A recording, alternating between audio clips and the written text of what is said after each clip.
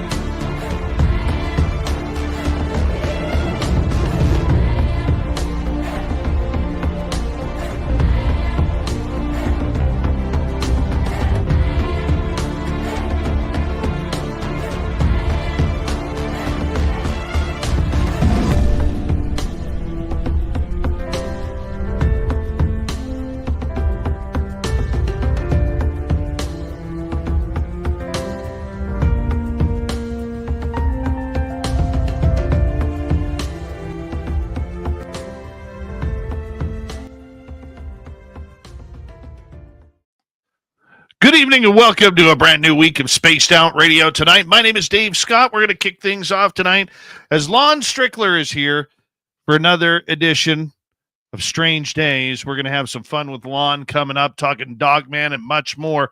But first, we got little Timmy James in the studio tonight, but he feels he needs an assistant now to type.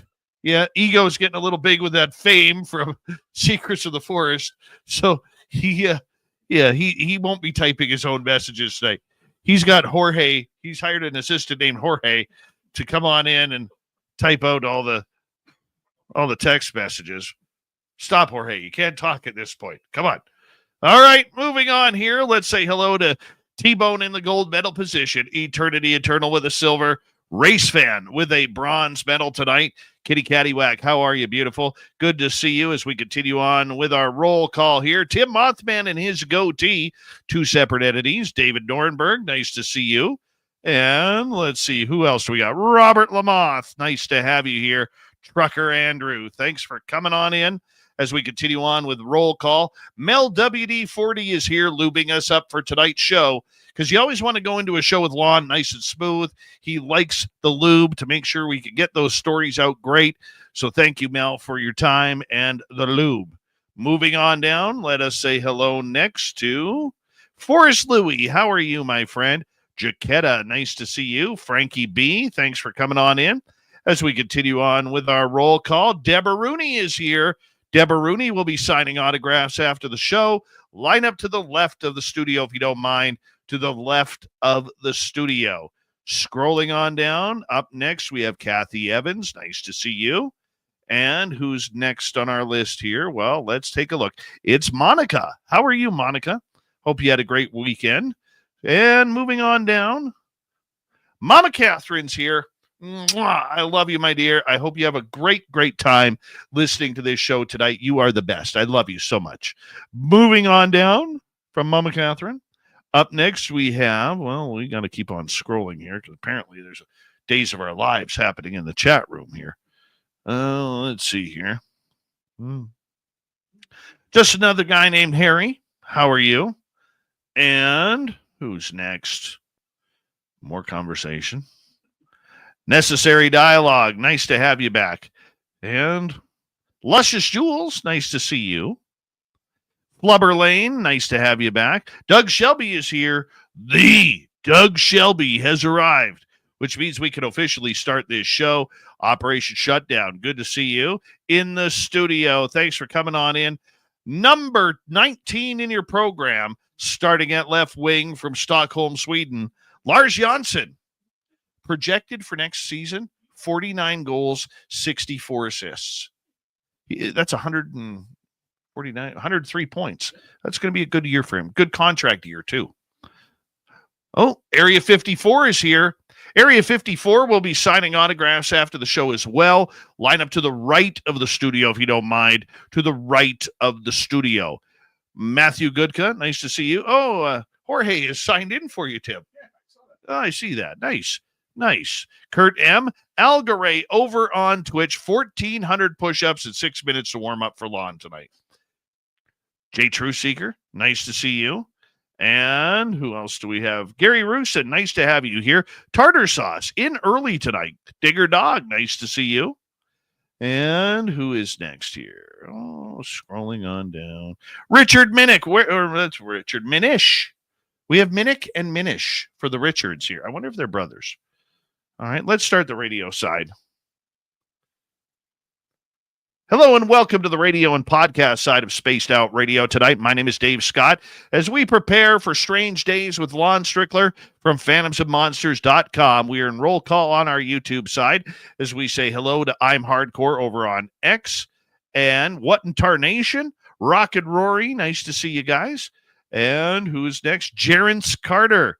Thanks for coming on in. Erica Stover. Nice to see you. Ozzy, Bar Madison, JSCO, Oob to Joe's Main, You've Got Aliens, Maggie Shepard, Dookie Pickles on X. Love that name, by the way. And Fap Nuts is here. Yeah, Fap Nuts. They're like grape nuts, but Fap Nuts. Peace. Nice to see you. Super Chat is open. So do what you want to do. Throw those horns up. Let's rock.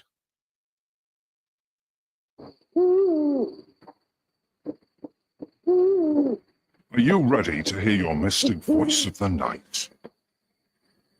It's time to wake up. He's here. Shush. Be quiet. He's ready for you to listen. Let's point our ears towards the little cabin walls. We're together, my friends.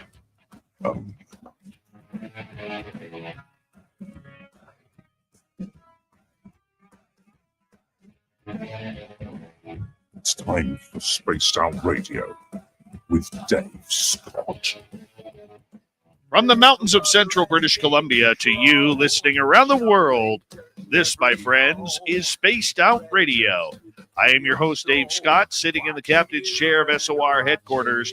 We welcome you to tonight's show on our terrestrial affiliates around North America, digitally on every major podcast network. Our website, spacedoutradio.com, we have a plethora of features for you. Rock out to Bumblefoot, read the news wire, check out our swag as well. You can follow us on X at Spaced Out Radio, Instagram at Spaced Out Radio Show, and on Patreon in the Space Travelers Club. Tonight's show is brought to you by Chive Charities. Help make the world 10% happier by visiting Chive Charities today. You can find them on our website.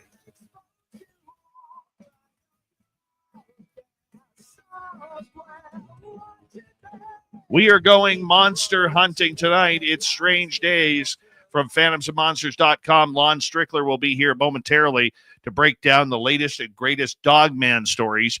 Then in hour number 3, Swamp Dweller will kick things off. Little Timmy James will be in studio for the UFO report. All right, each and every month near the end of it, we are blessed. We are throwing parties, waving flags, popping the champagne for the man, the myth, and the monster legend himself, Lon Strickler from phantomsofmonsters.com. Lon comes in to discuss all of these strange cases that he gets reported to him, from the Chicago Mothman to Dogman sightings, Bigfoot sightings, UFOs, ghosts, and everything in between. He has authored a number of books. All of them can be found on his website, phantomsofmonsters.com, which literally gets tens of thousands of hits per month. Or you can check him out on his YouTube channel, Phantoms of Monsters, and listen to his dulcet tones on the radio right there. Let's bring him on in. Lon Strickler, it's always good to have you here, my friend. How are you? Good evening, Dave. I'm doing fine. Your energy is impeccable, and that's the reason why I get so excited every time you are here. Well, it's midnight here, so, I had a long day. You're making Tim laugh in the background. Poor Tim. He's got water pouring from his eyes right now. Yeah. Lon, being a monster hunter, that because that's what you are. Let's be honest here. Okay. What's it like when you introduce yourself? Lon Strickler, monster hunter.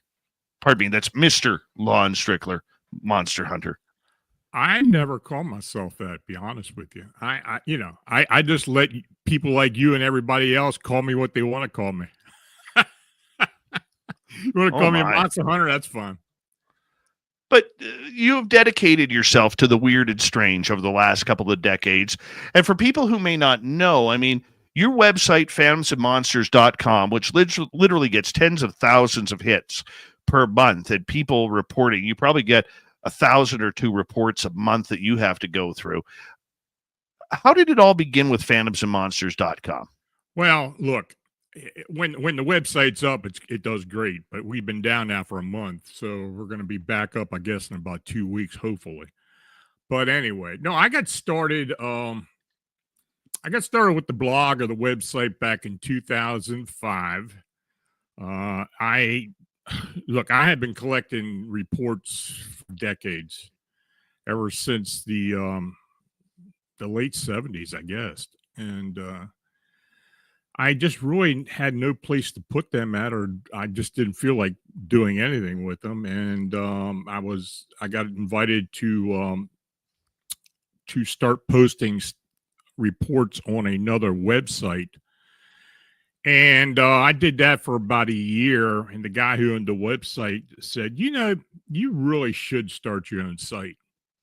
Now, I don't know if he was trying to get rid of me or what he was trying to do, but he said, yeah, you ought to start your own site. So I did. And I started in 2005. It's my 20th year. And like when it's running. But that's how I got started. And, it became more and more popular as the years went by. And,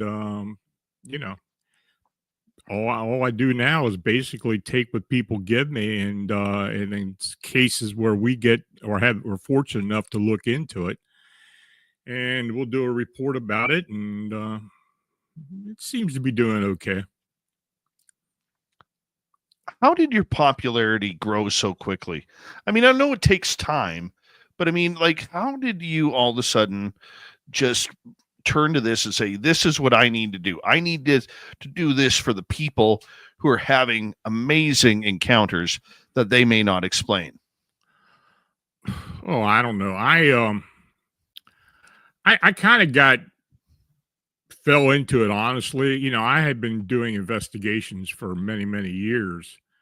And because I am intuitive, I've used it in my cases. It was mostly haunting cases until I had a Bigfoot encounter, and then I started getting involved with a lot of other stuff as well. But no, the popularity, or people coming to the website on a steady basis, it took a couple of years. It does take a while, but you got to stick with it. I guess the fact that I have basically been doing it nonstop for 20 years now, and had a large archive, which I have whittled down over the years. It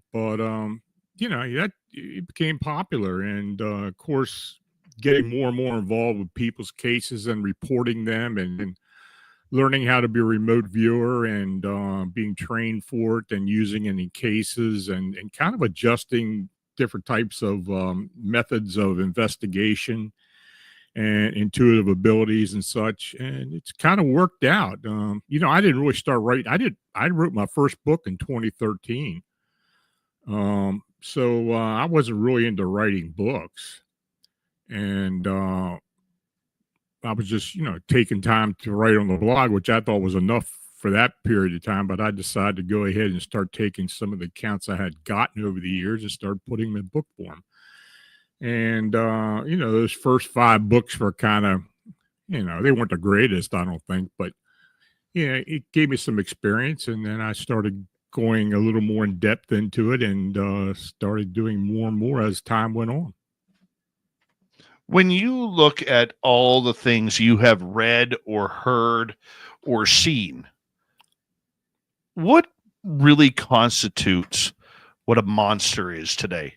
Growing up in the 60s, 70s, 80s, even before that, I mean, we were always told monsters under our bed, monsters in our closet, the boogeyman is out there. What is truly happening there? Well, I wish I could give you a more definitive answer. I guess we really don't know what it is. I mean, people see a lot of different things, and sometimes you get 5 people look at the same creature, and you'll get 5 different responses or perspectives, or what they believe it looked like or what they saw. And I guess the biggest thing about it is just taking what you can get from it and doing the best as far as describing and what had happened, and put it out there for the public. That's basically what I do, and that's what I've always done. But I don't know. I guess it's kind of become automatic with me, though it still requires a lot of work and a lot of dedication to do it. But yeah, I mean, it is what it is, and as long as people keep reading it, I'm going to keep doing it. What do you feel has been your biggest accomplishment through it? Oh, I think getting involved in particular with the, look, first of all, I've been around a lot of good people. I mean, I've had a lot of good people working with me. I've learned a lot from a lot of people who had a lot of experience as well. I've been lucky in that aspect. Some people took a chance on me, and I'm grateful for that, and got involved with this, and that. And, over the years, it's kind of morphed itself into what I do now. So, yeah, but, my greatest accomplishment, I don't know if you want to call it the greatest accomplishment. I think just like the Chicago Mothman cases, that's been a very satisfying stretch of an investigation. I mean, we've been doing this thing for almost 14 years now, and it just keeps on occurring. But when I first started looking into cryptids, it was just basically Bigfoot and Mothman, but as time has gone on and other things have showed up, and people keep describing other things as well, and I think I'm kind of more proud of being able to present about anything that comes my way. And, I've been lucky enough to get these reports that people send out, and to be able to present it to the people who want to read about it. The people that you have met, whether they have been famous, not famous, people who just want to live their lives, are all people the same when it comes to these? Doesn't matter, because I know you've met a number of famous people through this site. Names not need to be mentioned, but I mean, you have developed quite a name for yourself in this field, and people want to reach out and tell you. Is there a real difference in area or opinion when it comes to the people that you have dealt with? Not much. It's you get celebrities, people who are well known, and just normal people, regular Joes, and yeah, they all kind of express the same feelings when they have an encounter. I mean, it's something that they don't expect to see. And when they contact you, I think the biggest thing I get from people is their first statement, which is usually, "You're not going to believe what I saw." And I go back and tell them, I said, "Well, I probably will, but go ahead and tell me anyway." And I get a lot of that, but you can imagine. But most people, they see something that they don't understand. Most don't report it right away. Occasionally, somebody will give me a fresh sighting that I can really jump onto. But many times it's cases or sightings or encounters that have happened years ago where they think about it, then somebody mentions to them, "You ought to report this or do this and that," and then they don't know who to talk to, and they'll go in there and start Googling what they saw. And fortunately, I'm on there enough that my name will pop up a lot of times. Like, I think that's the reason why I get a lot of the sighting reports. Do you find that the amount of stories you are getting differs year to year, from monsters to UFOs, aliens, ghosts? Does it seem to change every year? Not really. It kind of melds together, you know.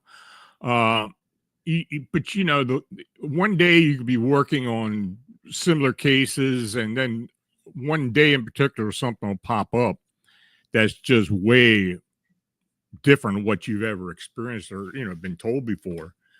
And that'll usually start something. And you know, that's just like this phenomena we're writing about in this next book, the Glimmer Man. You know, nobody knew about any of that, but people started to recognize that it was something close to what they had seen in the Predator movies, another pulp culture connection. And as time went on, people who had seen it realized that other people were seeing the same thing, and then the reports started coming in. So yeah, I mean, that happens a lot. And but as far as people actually coming forward, you know, we really hope that people do come forward with what they saw and be honest about what they perceived it to be, and, you know, just let us do the footwork and do the writing and everything, and present it to the public. What keeps you up in the morning? Like, what gets you excited about doing this? You know, I guess it's the fact that you never know what's going to come into your mailbox. That's the biggest thing. I mean, you know, or somebody will call you and tell you something that just seems a little bit out of the norm. You know, over the years, I'm kind of not really that surprised about anything I get anymore. You know, it may be something different, but if you go digging far enough and start making inquiries, you'll probably come up with something that somebody has seen that's very similar to what was reported to you. So, you know, I think for me, you know, it's just it is kind of a rush when I get something that's different that I know people are going to be interested in, and to look into it and then to file a report. And yeah, that's why I get up and do this every day. To this day, I know your love is the Chicago Mothman, but to this day, what is your favorite type of report? Well, like I said, something that's really out of the norm compared to what other reports. I love getting something that people very rarely talk about or even write about, and being able to discover other aspects of the phenomena that is just really not known. That's kind of what I get off on, to be honest with you. And to see the response that I get when I do present it, say I get a report. I try to get as much information I can, maybe a couple of days or maybe a week or so later, where I get as much as I can possibly get from it, and then present it and see how people react to it. Some good, some bad, but you know, it's that whole unknown thing, and the surprise that you get with people's responses, which is usually positive. But people, you know, when they see it, they want to know more about it, and you know, we go from there. If you were to choose, let's say you had to choose just one, would it be like monsters, like Mothman, Bigfoot, Dogman? Would you go more alien, extraterrestrial, UFO? If you had to choose one. Yeah, I don't know. I'm kind of torn between the cryptids and the alien reports. You know, I did one alien related book, and I probably would like to do another one later down the road if we can possibly learn more. Maybe there's some more information that'll help us. We'll see. I mean, as time goes on, but I am fascinated by the otherworldly reports, and of course, like when we're involved with a case that has multiple aspects of the paranormal or the supernatural involved with it, just like where you're working, with the Flight 21 crash site. There's multiple things going on there, and we can guess and make assumptions as to what most of it is, but that's why we do what we do. And, that case in particular it's just so different.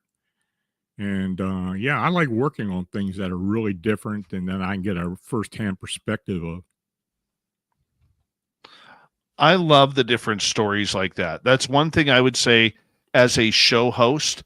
I love it when we can go on location, not us, but when a person can go on location and actually, tell us what is happening at that location. I think it makes it a lot more intriguing than saying, well, we seem to have these reports, and then a lot of people, Lon, will try and, use other people's reports as their own reports, and it just gets a lot of convoluted at times. Yeah. Whereas you're very much into the game of really trying to bring natural stories to your subject line and to your people because they're real from people just like you.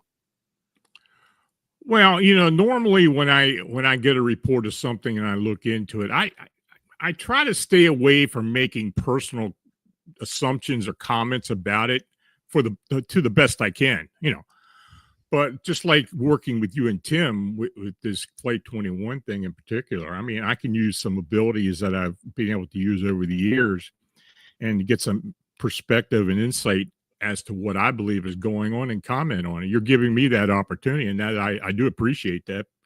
But that's what I like to do. I mean, those are the type of cases that it's just, never been done before.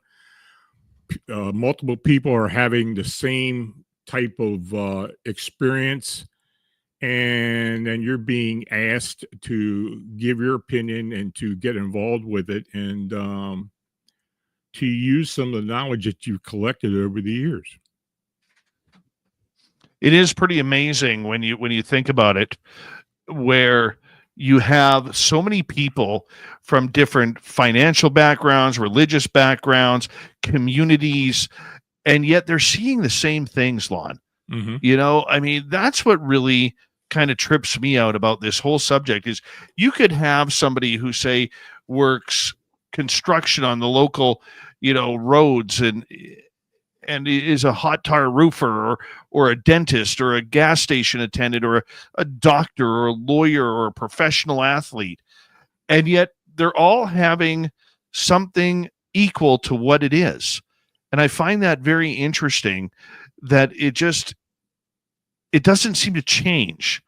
The experiences are all similar, whether it's with the Greys or seeing a Sasquatch.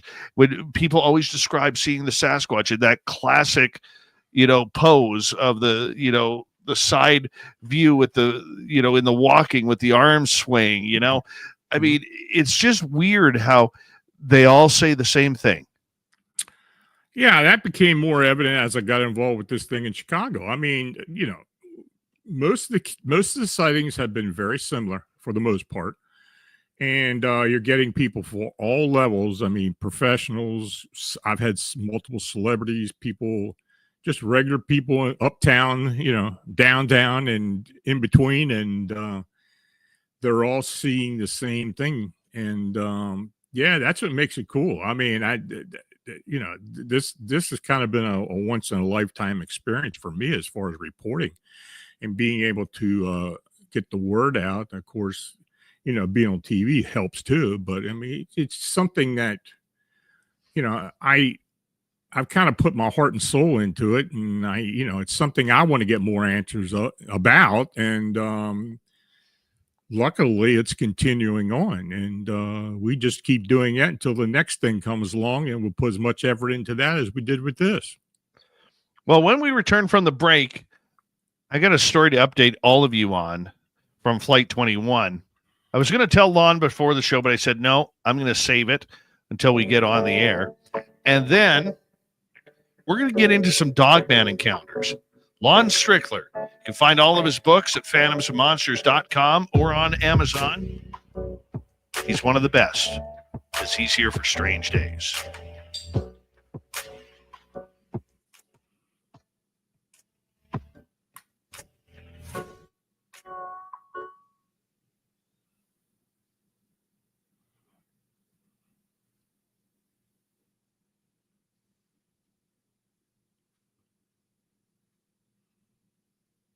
All right, we are clear.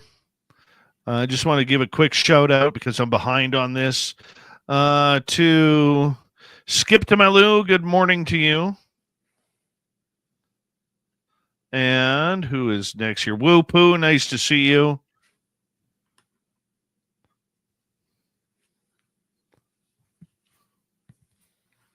Boy, I'm way behind. Holy cow. Oh. Undead Jed, nice to see you.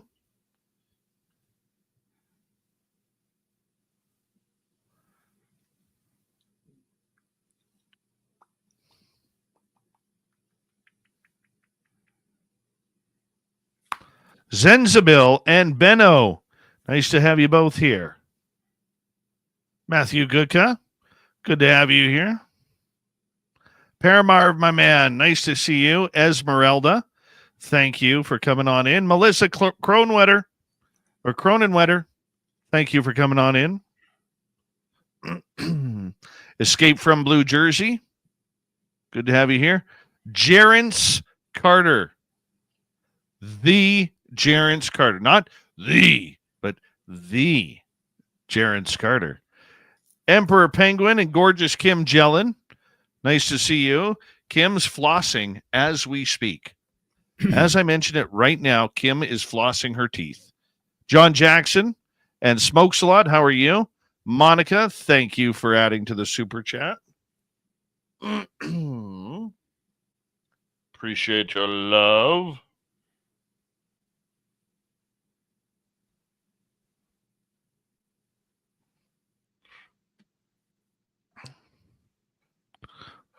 Cronenwetter like bedwetter. Okay. If that's what you want. Melissa, Cronenwetter, bedwetter.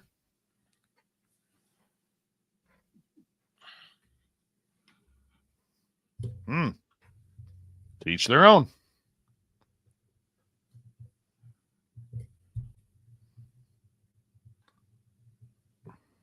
So my son, Lon, you'll appreciate this. I play a game of mini sticks with my son every night. Hi, la la la la, bright. And so every time I lose, he gets to tug my beard the amount of goals he scored. And he doesn't just like grab it and give it a little. He like wrenches on it. Like I'm like screaming like the guy on the front of the train going towards the North Pole. What's that movie called? But Tom Hanks is the cartoon Polar Express, right? Trying to get all the elk out of the way. Thank you, la la la la. Right. Give Science Bob a big hug for us if you don't mind, dear. And give yourself a big hug from Science Bob from us.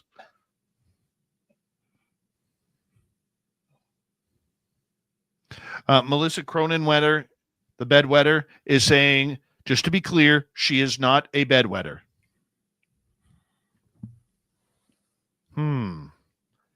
Sure you're not a bedwetter. Mm-hmm.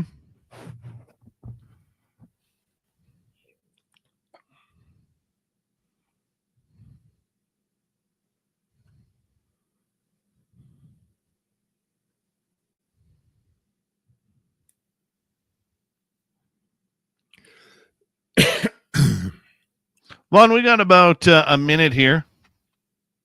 Chris Topaz, welcome to SOR Chat. Sweet Robbie G, there he is, the sweet one. The sweet one. You know he's pulling his own red chin hair.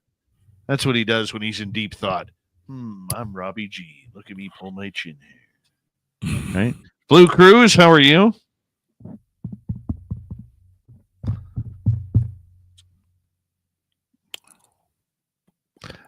There's always ice in Canada. You just got to go north for it, man.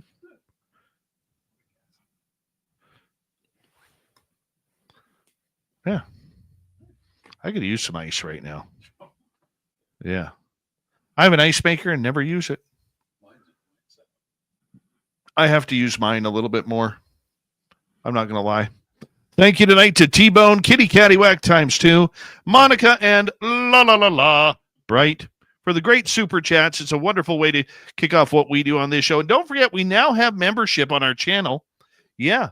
So we're going to start off by doing free viewings. Okay. I'll explain here in a second. Let me do this whole intro thing here, and I'll explain it there.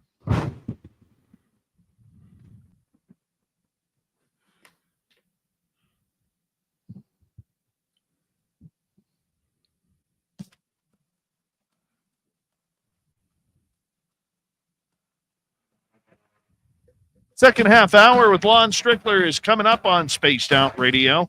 My name is Dave Scott. Appreciate you tuning us on in wherever you are on this beautiful planet we call Earth. Hey, we want to remind all of you that if you missed portions of this show or others, check out our free archives on YouTube or any major podcast network. Our website, spacedoutradio.com, we have a plethora of features for you. Rock out to Bumblefoot, read the news wire. Check out our swag as well. Follow us on X at Spaced Out Radio, Instagram at Spaced Out Radio Show, and on Patreon in the Space Travelers Club. From phantomsandmonsters.com and Phantoms and Monsters on YouTube, Lon Strickler is here for Strange Days. He joins us near the end of each month to talk about the big, big monsters that are haunting us each and every night. Lon, welcome back. Good to be with you, Dave. I can tell. Yeah, I could totally tell. Yeah. Thanks, Lon.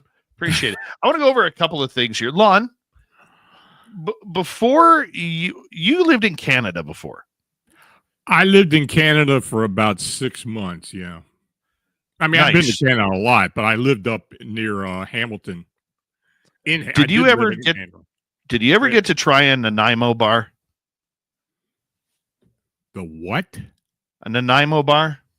No. Okay. So Nanaimo bar is like it's literally, a diabetic's nightmare. Okay. but it is a tasty inspired treat from Vancouver Island. And anyways, so Walter M. Sterling from WPHT in Philadelphia, who I go on the air with each and every night for a couple of minutes, I'm telling him, we're talking about Canadian treats. And I said, have you ever tried a Nanaimo bar? And he goes, no. And so while I'm doing the interview with him, he actually orders a Nanaimo bar. Yeah. And he gets it the next day. Like, could you imagine Amazon showing up the next day? I've never heard of this. But he gets the package next day thinking that it's going to be all pre-made. He's got to make them. So a Nanaimo bar is a little piece of it. And Lon, this is what it is. I don't know how to make them. Little Timmy James's wife knows how to make them, except when she ruins them by making them gluten-free. Okay. So what is it? It is a bar dessert that it requires no baking and is named for Nanaimo, British Columbia on Vancouver Island. It has 3 layers, a wafer, nut, almonds, pecans, and some coconut in there. Custard icing in the middle, layered by a chocolate ganache on top. And then you let it sit in the freezer or in your fridge for a couple of days. You let it harden. And then you cut it into little rectangles, because nobody ever makes squares. They always make rectangles. And you eat this thing, man. You eat it, and then you put one down, and then you feel. If you eat 3 or 4, do you remember Beavis and Butthead, where Butthead would Beavis would go into his cornholio phase? Okay, that's what you end up doing, pulling your shirt over your head. I am cornholio, right? That's what you end up doing with this. It's amazing. It's an amazing treat. You got to try it. Yeah, I never heard of that, but I'll see what I can do. Yeah, you got to try it, man. You got to try it. So Walter is stuck his in the freezer last night. Tomorrow we get an update. Yeah. And for our YouTubers, we have added a membership to this channel.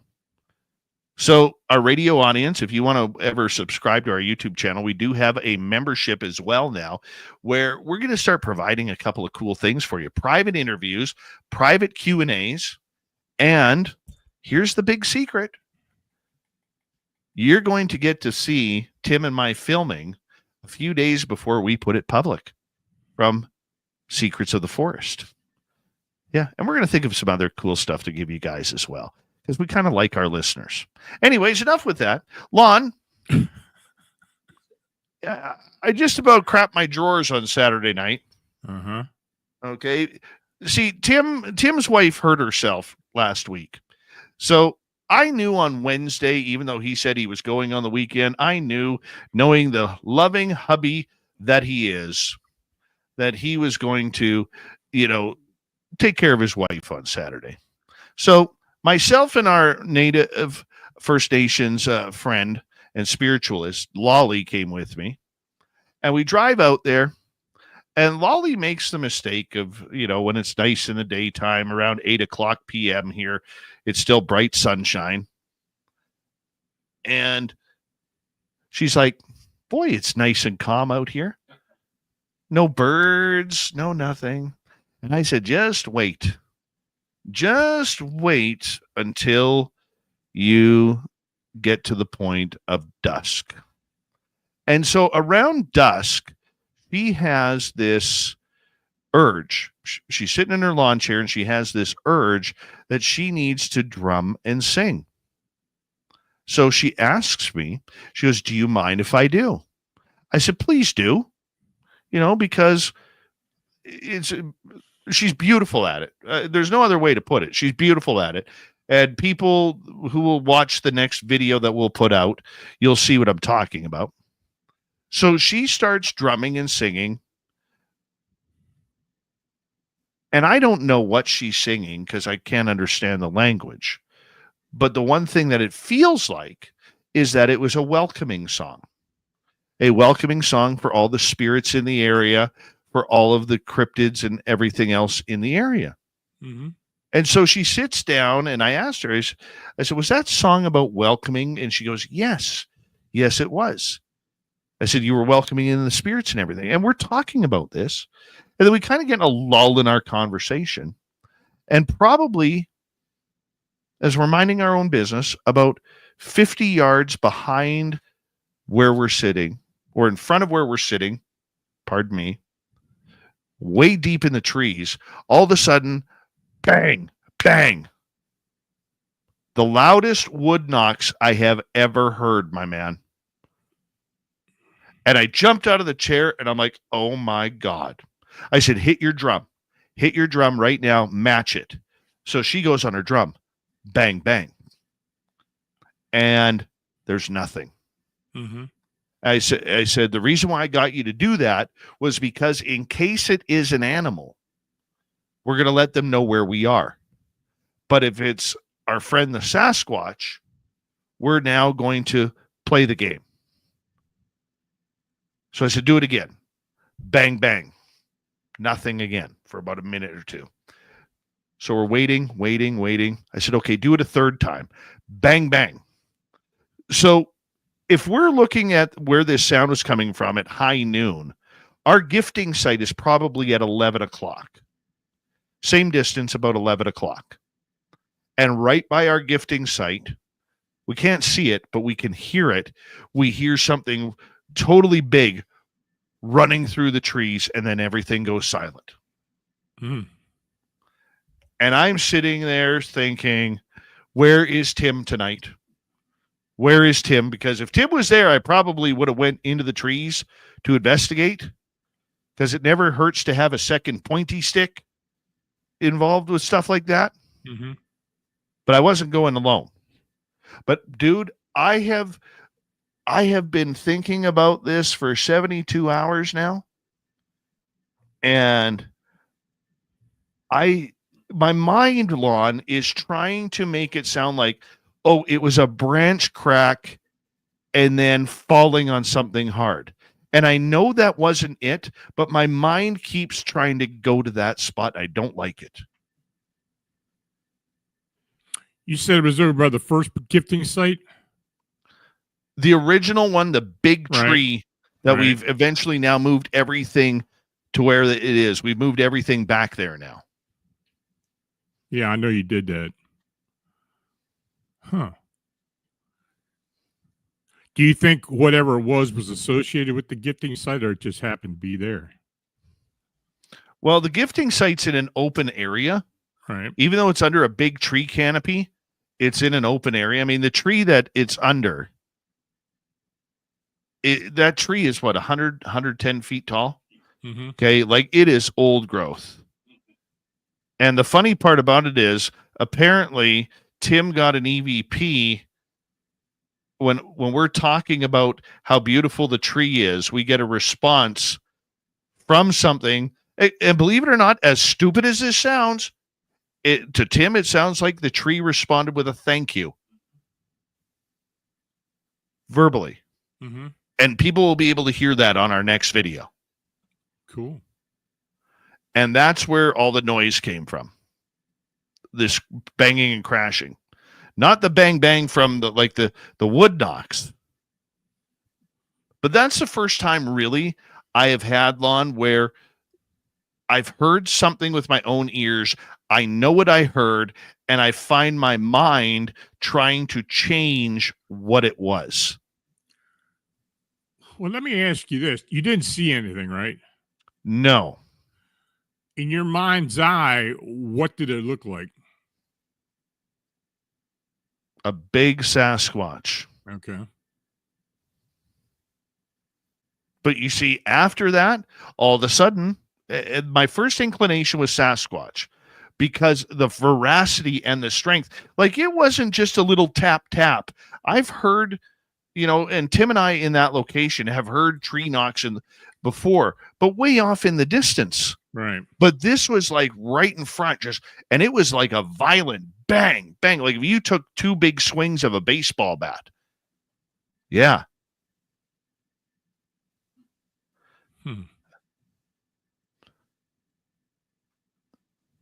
That's interesting. I'm not picking up on anything by you. Sometimes I can pick up on it when you talk about it, but Did you go to the gifting site, see anything was changed or moved or anything? Nothing has moved there. Okay. But we expected that. Right. We expected that because usually when you move things around, they don't like that. Right. So it takes a little bit of time for us or for them to get used to it. Okay. You haven't been back there since, right? Not since this past weekend, no.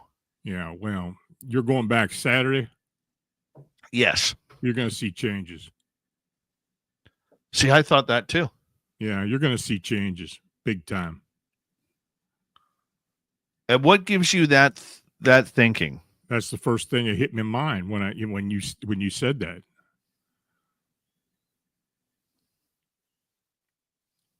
I've been telling you before that they're trying to communicate with you, whatever it is, and I still think it's otherworldly.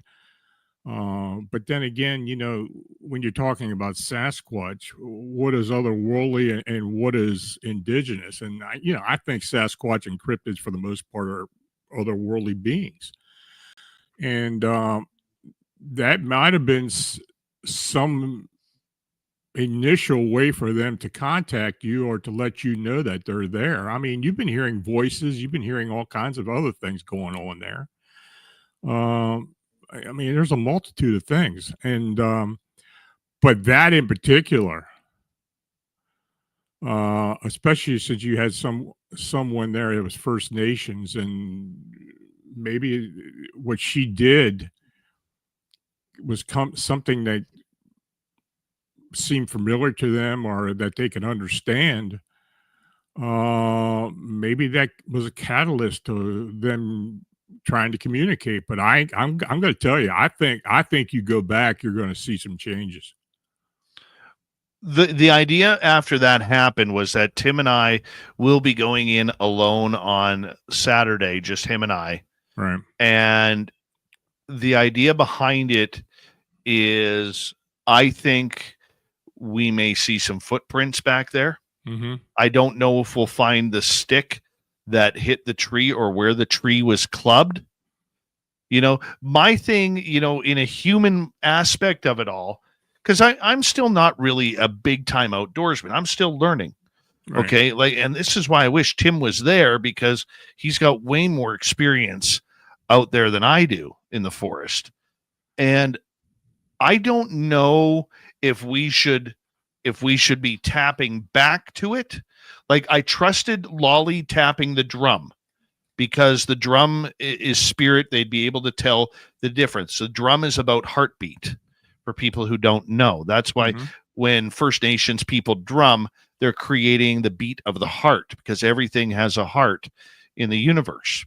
And so just the violence and the speed of that double whack on that tree, I don't know if it was done out of communication that we're here, or if you had two beings there.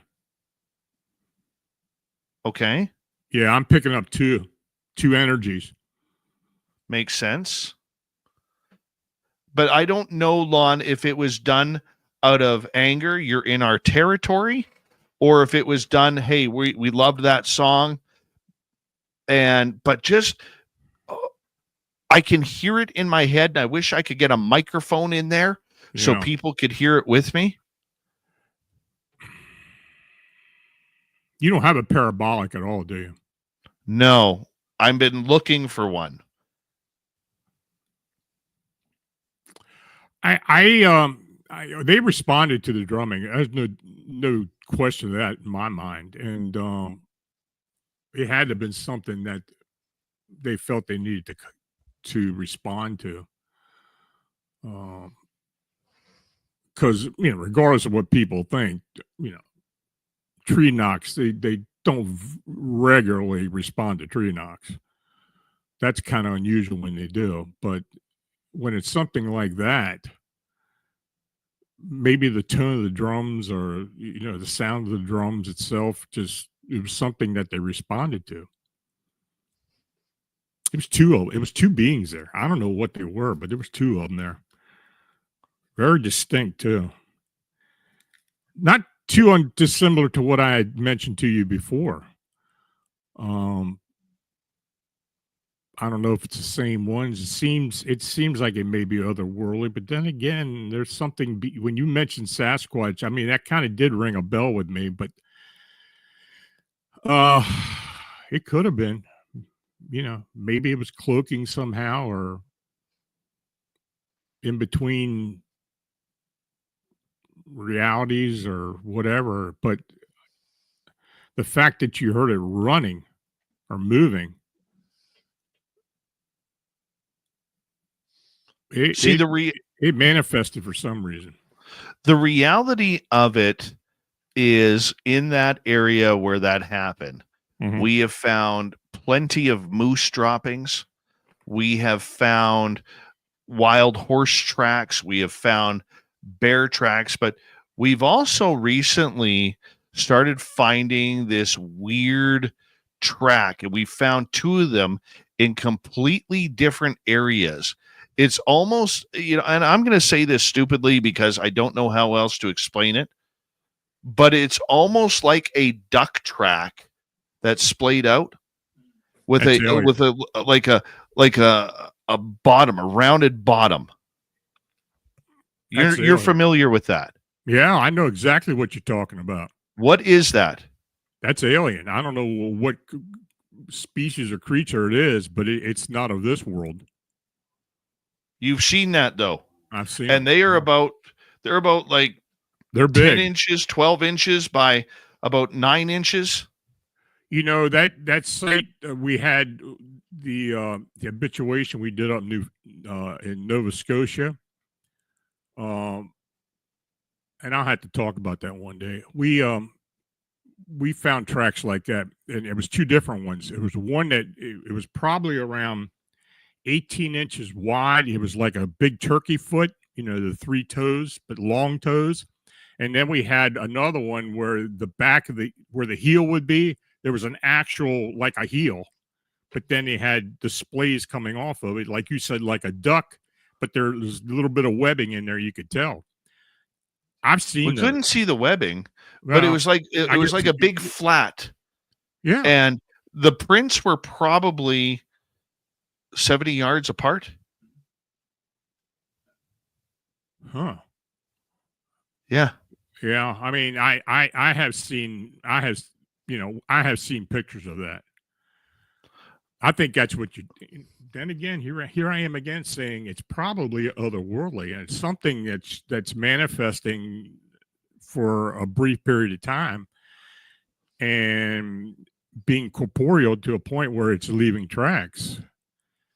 There was a lot of ET energy there this past Saturday. Yeah. A lot of ET energy. Well, that scares me that you knew exactly what I was talking about when I was explaining that track. Yeah. But getting back to the tree knocks, the double tap tree knock. The one thing that, you know, in my mind, when I was trying to regulate what that could be, I was, like I said, I was thinking moose, bear. Okay, which, you know, moose and bear have something in common. They're not very, well, they're clumsy. Mm-hmm. They're very clumsy, as well as a wild horse in those areas could be clumsy because there is wild horse tracks, but very rarely seen in that area. I was leaning moose or bear, but the one thing Tim explained, being the outdoorsman that he is, Tim James that is, okay, is that if at this time of the year the moose have velvet on their antlers or horns, what are they called? Antlers, horns, whatever you want to call them. And when they knock against a tree, they sound a little bit more hollow. Yeah, they're muffled. You can tell it's muffled. Yeah. And that's, you know, due to the velvet on them at this time of year. Right. A bear would have climbed over a tree and maybe made that sound of the crack, but we probably would have heard more of a stumbling coming off of that. And you could feel it. This was, and like I said, going back on everything, this was just like somebody taking a baseball bat, bang, bang on the tree. Yeah, it had some energy behind it. Oh, yeah. Yeah, that was definitely Louisville Slugger territory. Are most of the trees up there softwoods? I mean, pines and such. Yes. Conifers, or what do you want to call them? Lots of spruce, but in that area, it would be a lot of fallen old fir. Right. A lot of dried out, fallen, dead fir.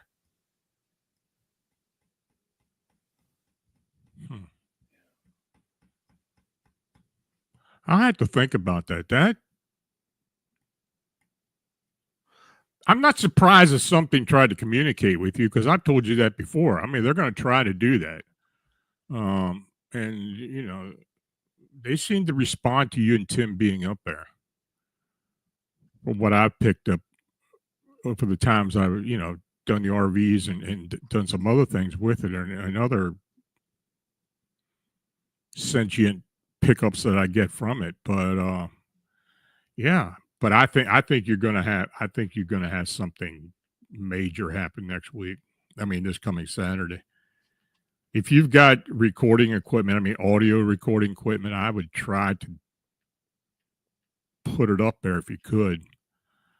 Because you know, I don't know how well the phone's gonna pick up on all of that.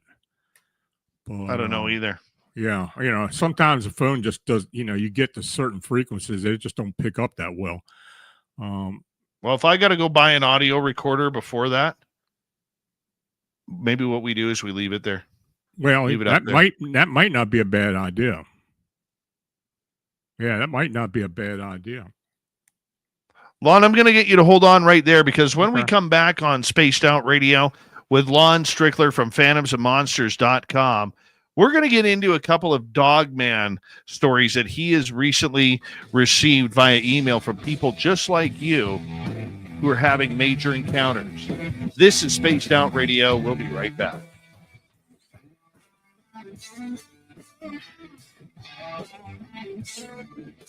This is Spaced Out Radio with host Dave Scott.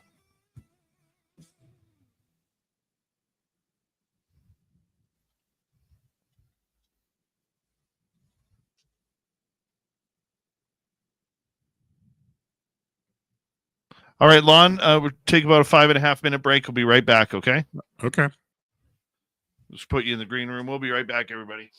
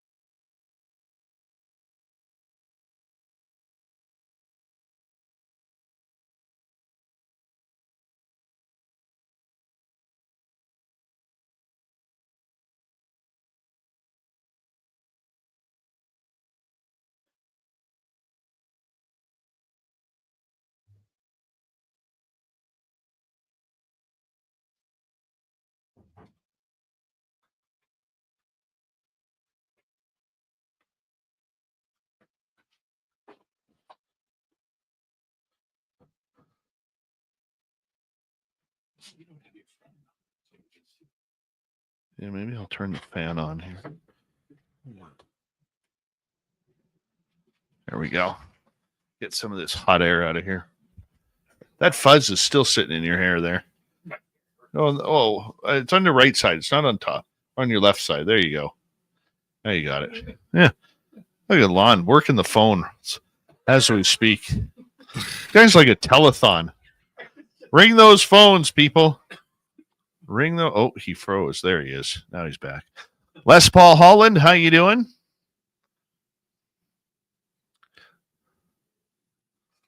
Tokeland, nice to see you. Who else do we have here? You know, I got a real strong mental jolt when you mentioned those tracks. It took me right. It took me right to that Nova Scotia sighting. Lon, it was violent. That bang bang. Yeah.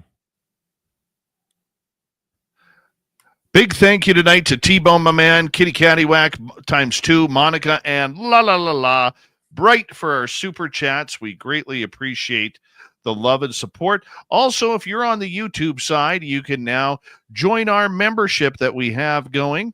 It's monthly. You're going to get private chats with our hosts, including myself, and you're going to get to see Secrets of the Forest a little bit early. Yeah. Here we go.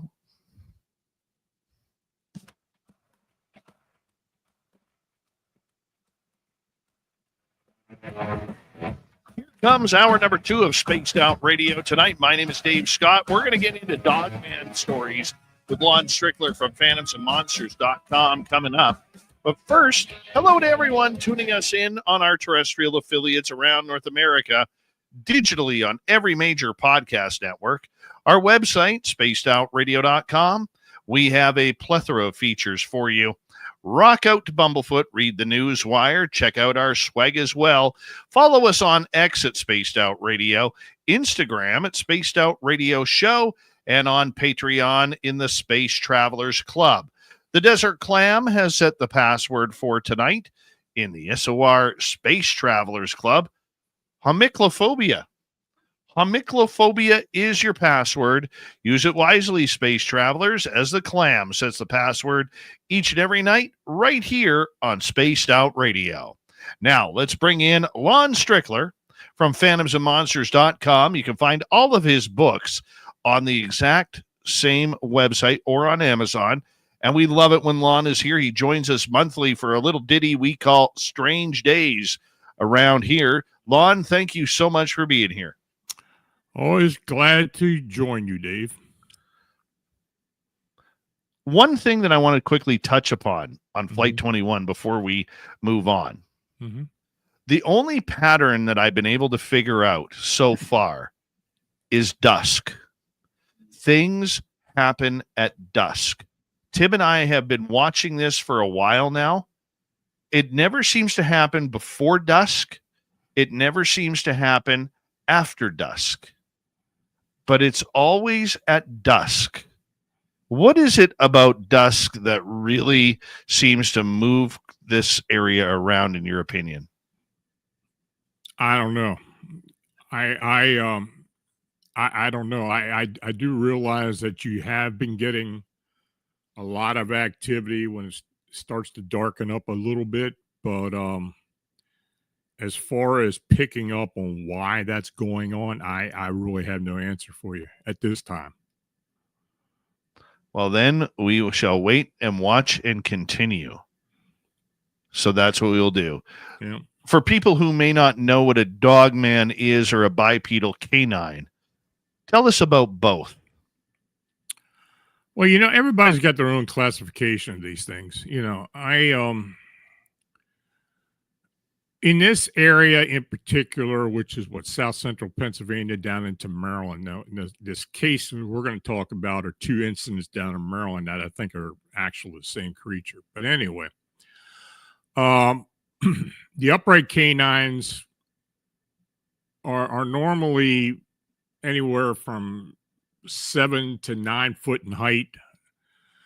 They kind of got the wolf look to them, though that they're bipedal. I mean, they're walking on two legs, though it's not unusual for them to go down on all fours as well. Usually, they can move faster on the four or quadrupeds, but I kind of call those either cryptic canines, but actually upright canines. That's what I normally classify them as. And like, people talk about Dogman. Well, for the most part, I consider Dogman to be a quadruped, but they've just got a different look to them. I mean, many times the body is like a hyena-shaped body. It's a big body, but it's got the slope back and very muscular legs, a large head with a mane many times. Sometimes the mane even runs down the back. And they're usually spotted somehow. I mean, they've got some mottling on the fur. We get them both. I mean, but I think for the most part, most of the sightings are bipedal. And of course, people will tell you a whole lot of things. Well, they think it was a werewolf, or they think it was something, around here they'll call it a dueo, or, or just call it a dog man. I don't know, but we do get a lot of different sightings around here. So that's kind of where I classify them at. So, I mean, each person's got their own classification in different areas as well. The size difference between the two. Because I remember Butch Witkowski always saying that the bipedal canines look real more muscular, more taller, a little bit more intimidating than the Dogmen. Yeah, I mean, normally they've got the real thin waist, the real heavy chest, muscular arms and legs, very streamlined. If you want to talk about pulp culture, just think about the Lycans from the Underworld film series. That kind of body style. That's kind of what people describe to us. But yeah, they're big. I mean, they're tall. But the Dogman, which the quadrupeds are usually bulkier. They got a more of a canine body to them, let alone being quadrupeds, but they're very muscular and they've got slope backs on them. T-Bone is asking, the spider crawl, can you explain that? Sometimes they'll do that, but it's usually when they're trying to be incognito. I haven't really heard of them moving very fast with that type of creeping movement. Right. But yeah, I have had people mention it. Are they different in attitude? Are they both intimidating? What's the difference in those? Normally they're not very aggressive. They can be very intimidating. Of course, you're walking around and you see a 9-foot tall upright canine, and you're going to be intimidated. Now, these two, and the one I had talked about before on here, where the detective had this thing bust into his home, but we got another report about a month ago of a sighting last year where about maybe 10 to 12 miles away from the previous sighting that happened 2 years previous to that, but the actual description and the way it reacted was very similar. But we'll get into that when we talk about it. But no, yeah, they are intimidating, but very rarely aggressive. I very rarely hear about it being aggressive. But this one that was just reported to us kind of makes you wonder. Well, let's take a look at one of your stories that you have that you have provided for us tonight. And Well, I love it when you do let's this. talk about the Clarksville one, because that's the first one. And we've talked about it before, but I've gone a little more detail on this. All right. So a law enforcement officer living in Howard County, Maryland, contacted Lon about a frightening encounter with a cryptid canine in his home. Not in the forest, not on the road, in his home in 2021. And you recently visited the location. Yeah, and you provided this update. On Saturday, October 14th, 2023, you traveled to the location, which is near Clarksville, Howard County, Maryland. It is a semi-rural location adjacent to the Middle Patuxent Environmental Area, a preserved parkland featuring nature trails and a diverse array of plants and wildlife. The weather was very wet with continuous rain. You did manage, Lon, to examine the areas where the witness had stated he had heard strange noises over the last 2 years since his encounter. Now, the witness believes that the creature still inhabits the area. You have not received any indication that other witnesses to this creature currently exist. The witness showed you, Lon, several photographs of the damage created by the creature. You were not permitted to use or post the photos. You will note that there was an extensive amount of broken glass in the kitchen and dining room, as depicted in the photos. There was also claw marks visible on the dining room table and kitchen door. You will continue to monitor the location and provide further updates. So then I'll get into the story here, and then we'll get your opinion. Or let me get your opinion first on this, and then we'll get into the story.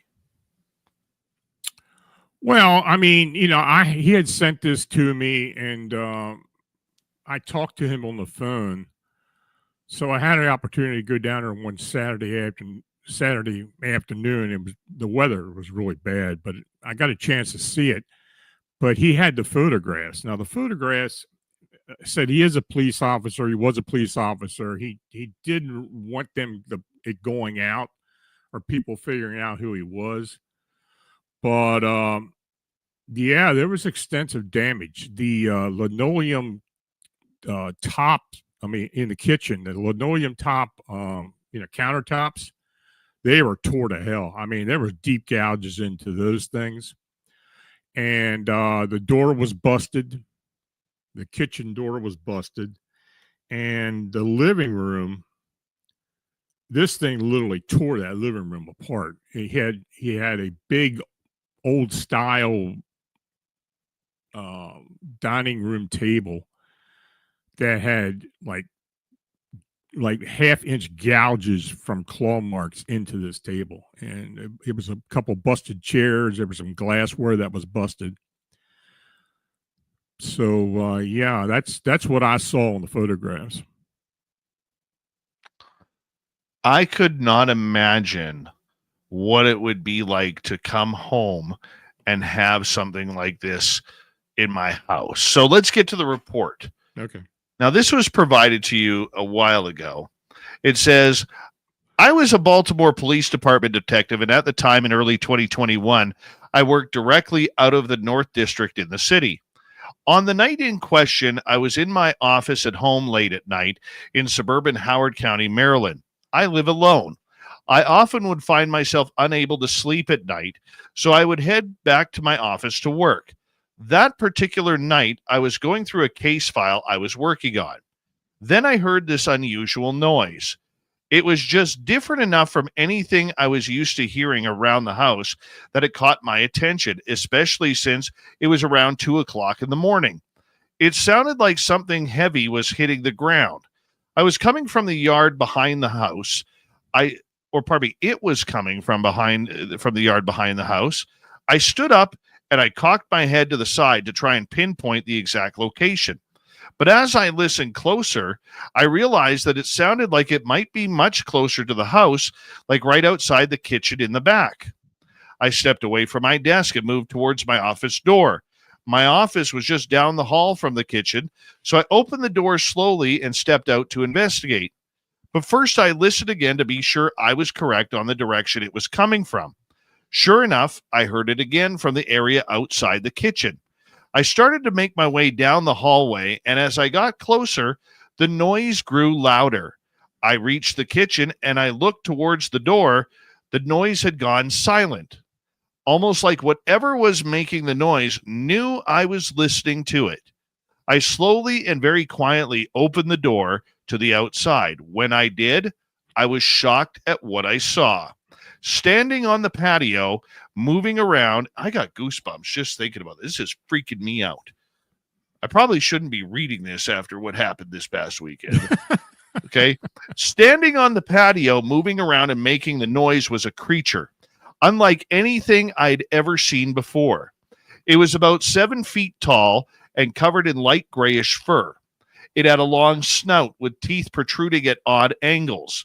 The creature turned towards me when the door opened, almost like instinctively it knew I was there. I was quiet when I opened the door. The beast quickly focused on me and lunged towards me, hissing. I quickly stepped back inside and shut the door. I had to think fast and determine a suitable plan for action. I decided to head back into my office, where I hoped to watch it undetected from my office window. I proceeded to look through the window, but it wasn't long before I heard the sounds of the creature breaking into my house through the kitchen door. I pulled out my gun and I aimed it down the hallway.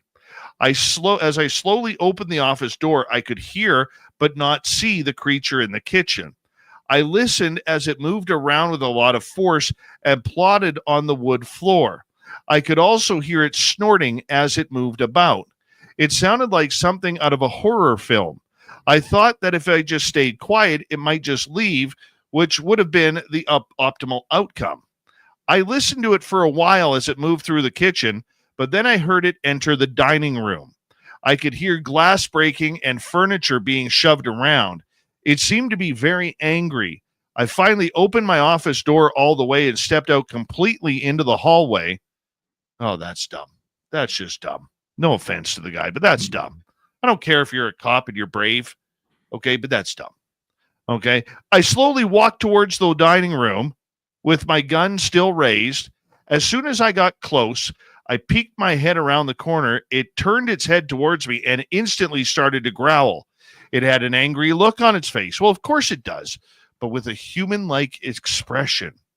I sensed that it wanted to tear me apart right there, but instead of rushing and attacking me, it suddenly went silent again.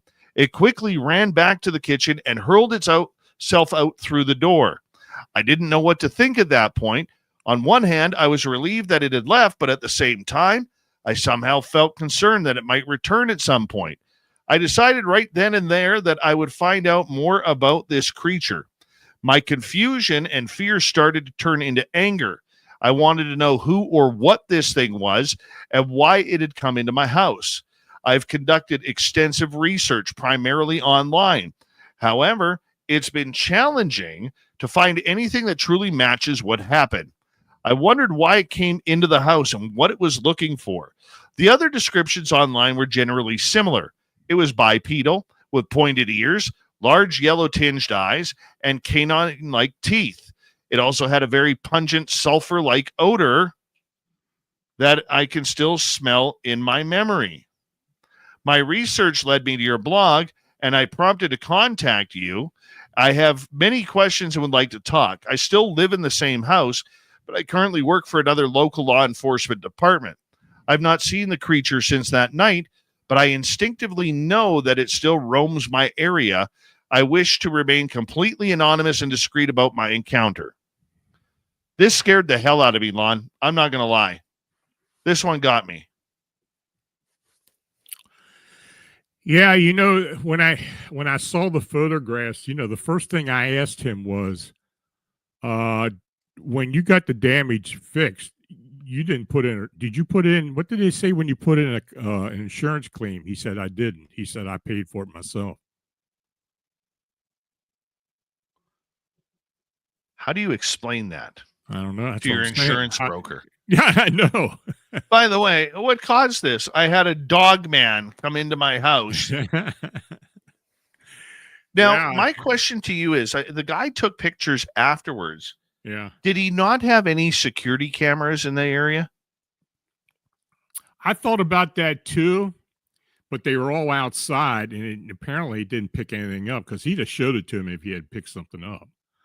I'm pretty sure. Now that park area started right behind his house. He lived right adjacent to it. So I don't know, but I don't know. I think he probably, being a cop, had some type of security out there, and it was a really nice house, nice property. But he never mentioned it. What would possess him to walk down the hallway? I don't know. I don't know. I know I wouldn't have done it. No. And he put himself in the worst position possible at the end of the hallway where there's only one door. This is right out of The Shining, man. Yeah, he I don't know what he was thinking, but honestly, when he described it to me, I mean, it sounded like something. It affected him. You could tell when he was talking about it. It really affected him, and yeah, but he didn't. He was very adamant about, you know, being anonymous and stuff. Of course, being a cop. So, but like I said, this area all in all, this whole region is known for these type of encounters, but nothing like that. That's the first time I ever heard of one going into a house like that until I got this last report. Or trying to get into a house or an apartment. It makes me wonder if there was something in there that was attracting him, because I mean, it didn't go after him. Yeah. It was going after whatever was inside. Yeah, and I thought the same thing, but he said he couldn't figure it out, and by me looking around and looking at the photographs, I don't know what it was after. It was definitely after something. It was out on the patio. He said he thought it was in going through the trash and stuff out there, but he said it wasn't any trash on the ground or anything, and nothing was disturbed. So I don't know what it was looking for. The fact that he still lives there too. Yeah. I mean, I can understand that. I'll tell you why I can understand it, because I'm assuming as a police officer, he probably wouldn't want to give anybody else an opportunity to experience that. Maybe. Right? For the safety of other people. He never mentioned anything like that to me, but yeah, I mean, that makes sense. Well, I'm going to put it out there. Lon, I would love to talk to this guy. I know I would keep him completely anonymous. I'm good for that. Yeah. I wouldn't give up what where he works or anything like that.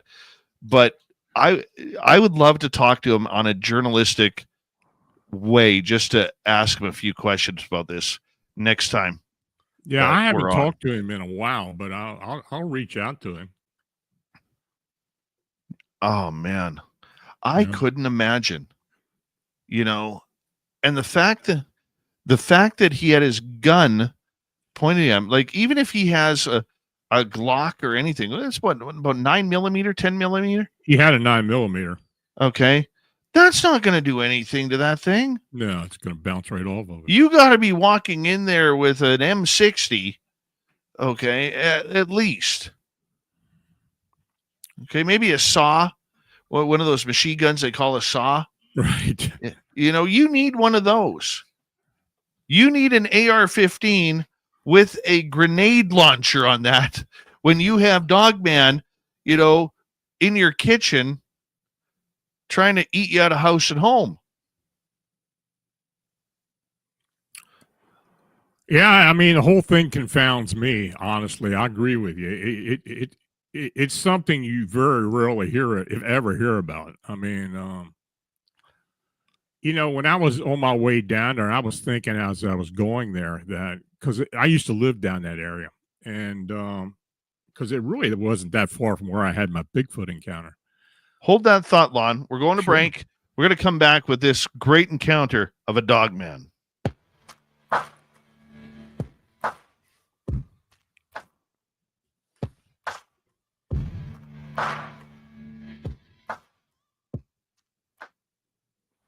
You're listening to Spaced Out Radio with your host, Dave Scott.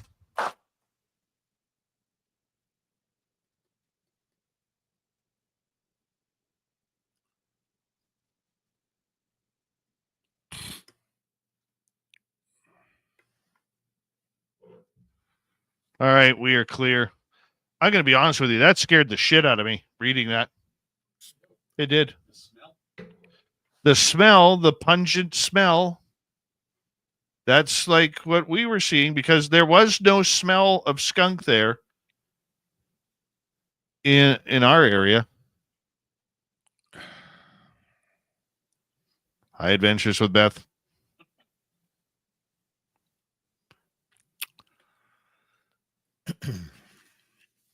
Pat Leelnuts, how are you?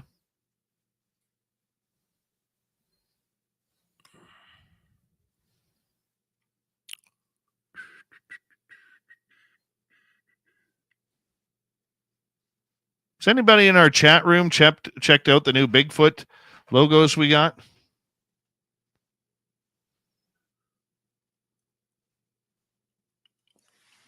What are you looking at? Oh, yeah, you're reading. Jorge, stop texting for you?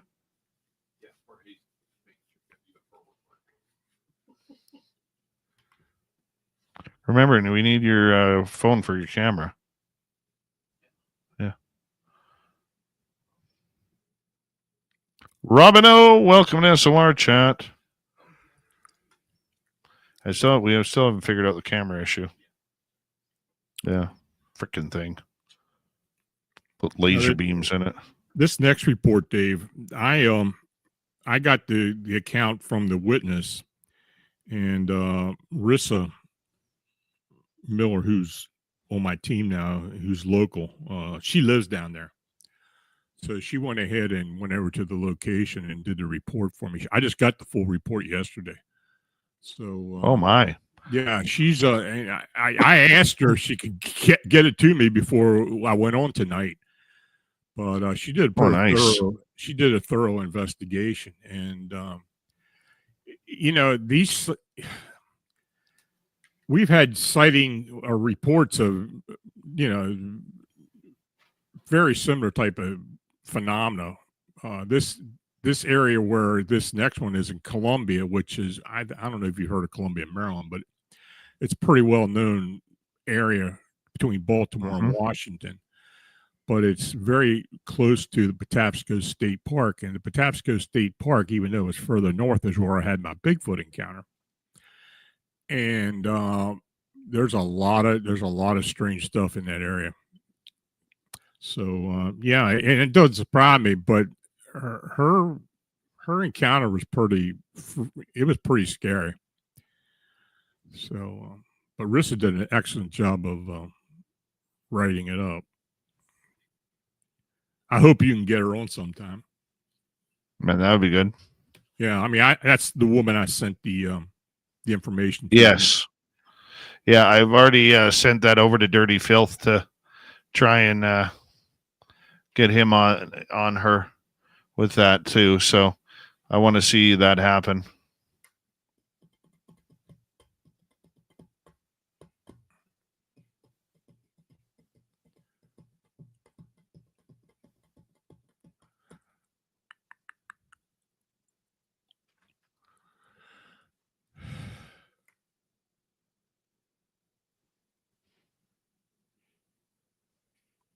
Got about 90 seconds.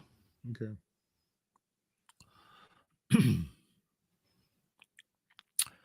I'm looking at your StreamYard. I'm not on StreamYard anymore. Did they change it up a little bit? It looks like a little bit. Yeah, I thought it. Yeah, they're making all sorts of stupid changes.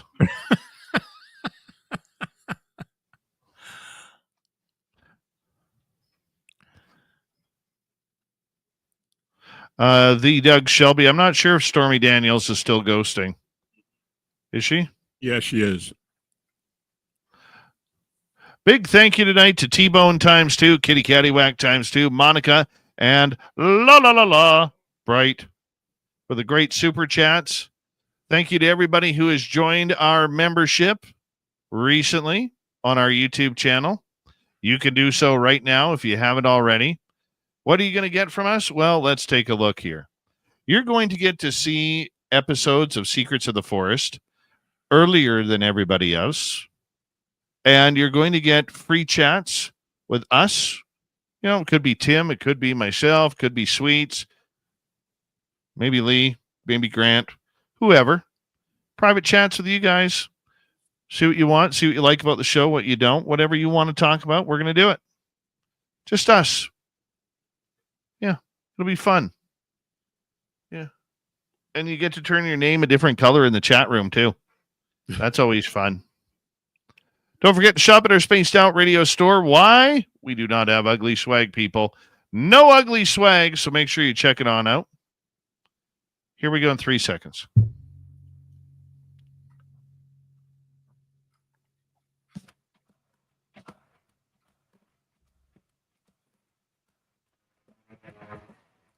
Here comes the second half of Spaced Out Radio tonight. Good to have you with us.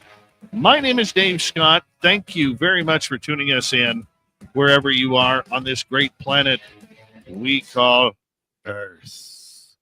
Lon Strickler and phantomsandmonsters.com coming up here momentarily. But first, I want to remind you that if you missed portions of this show or others, our archives are always free on YouTube or any major podcast network.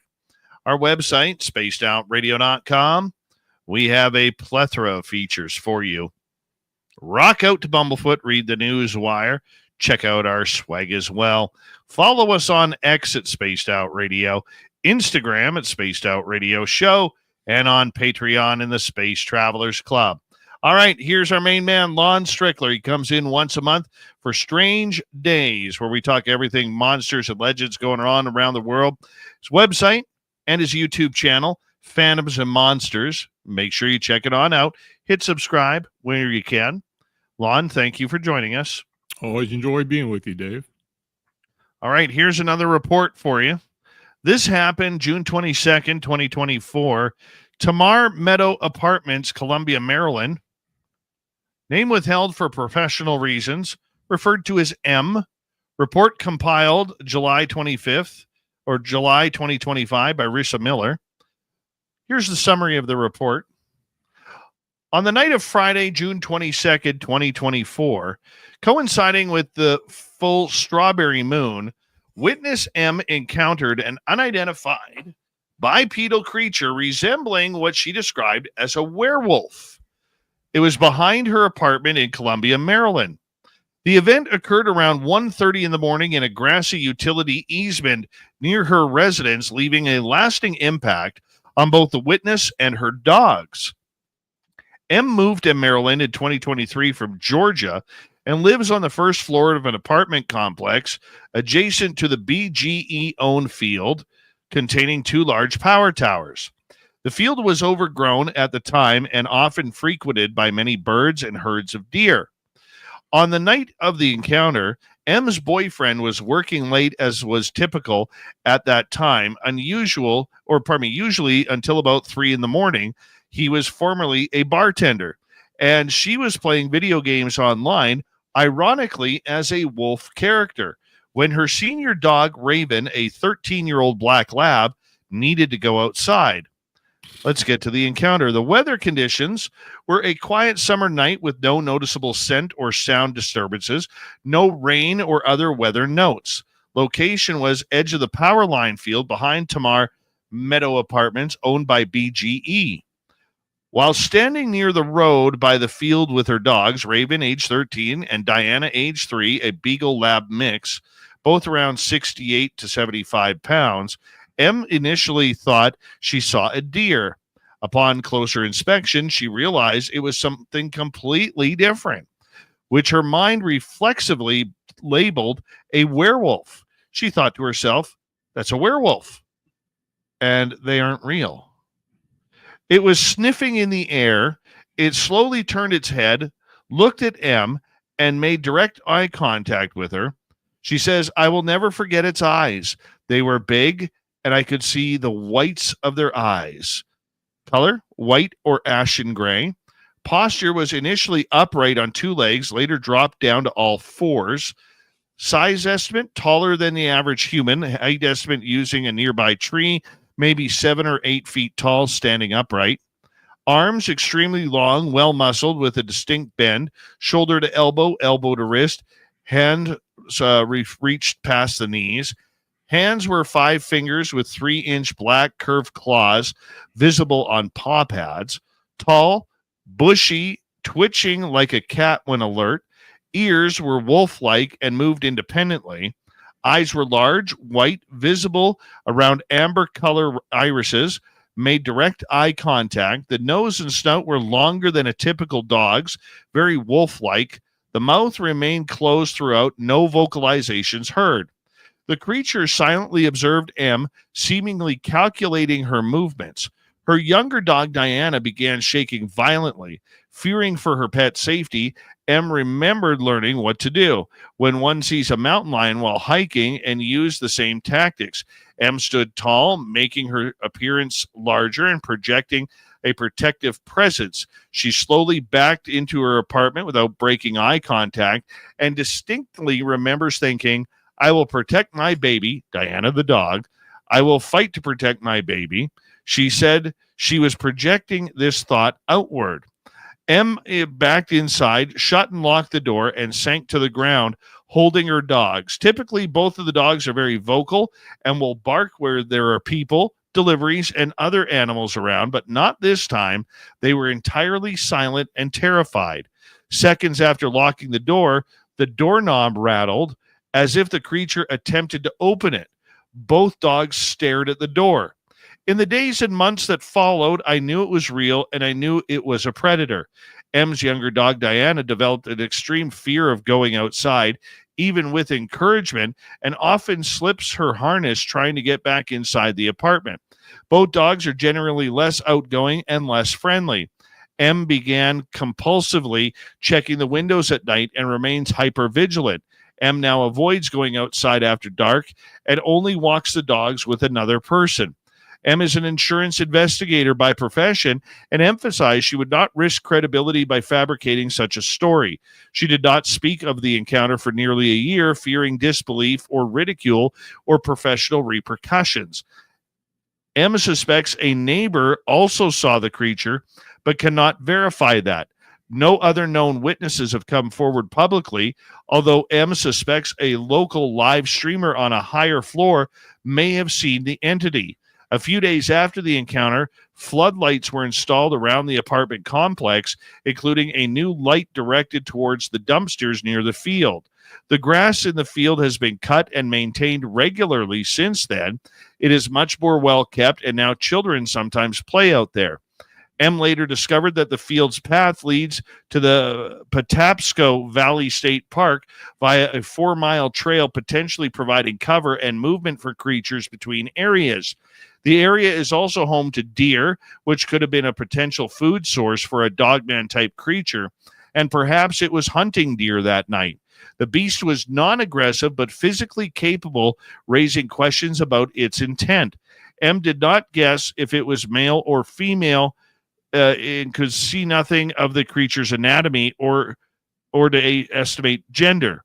Context of this all, though previously skeptical of cryptid sightings, M admits that she has had past ghost experiences and now believes what she saw was real and predatory, but sentient and very intelligent.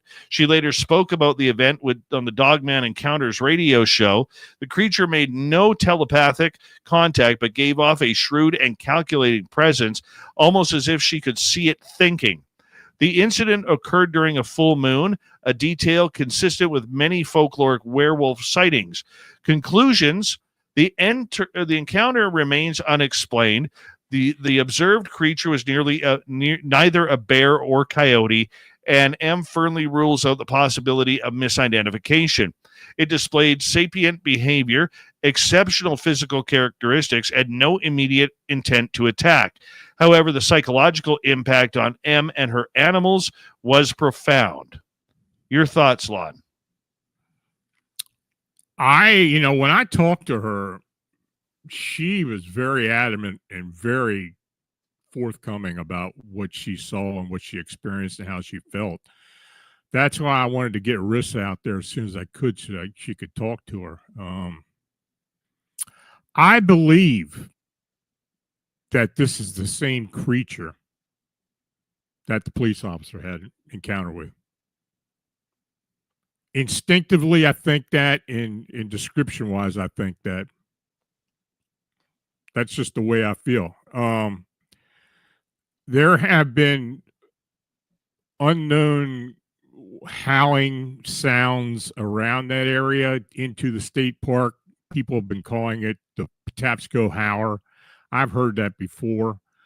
Around the area of Ellicott City, for folks who know where that's at, there have been howling sounds coming from the river area into the valley as well over the years. So yeah, I believe she definitely had an encounter with something. You know, I think she saw something, and even though she may have been playing a game involving a wolf-like creature in the game, I don't think that had any impact as to what she saw or what she perceived. So this is something we're going to keep following up on. Hopefully, if other people in that area had sightings, I hope they contact me. There's a couple things that kind of stood out to me on this report, Lon. Mm-hmm.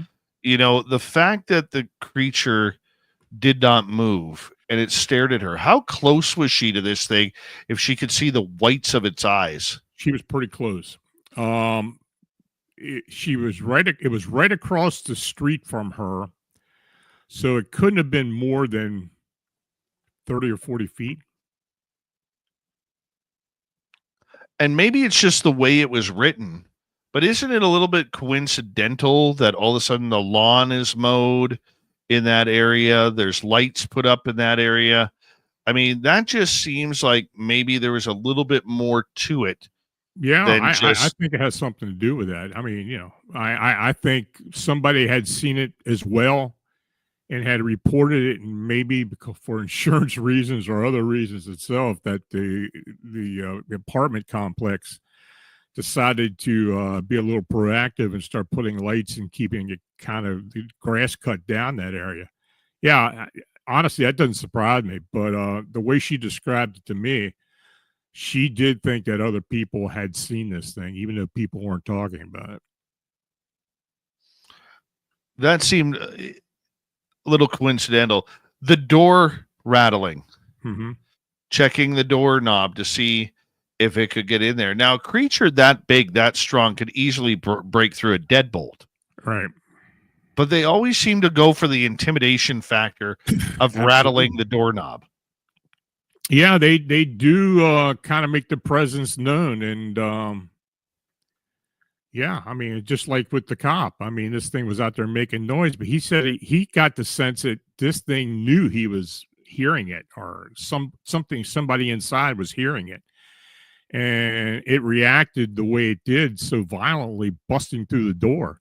I have no doubt the way she described this creature, it could have easily have gone through the door of this apartment building. Why do you think this was the same creature? Because of the description being a whitish or ashen colored creature, because of the proximity, and that we've not had any other sightings around there.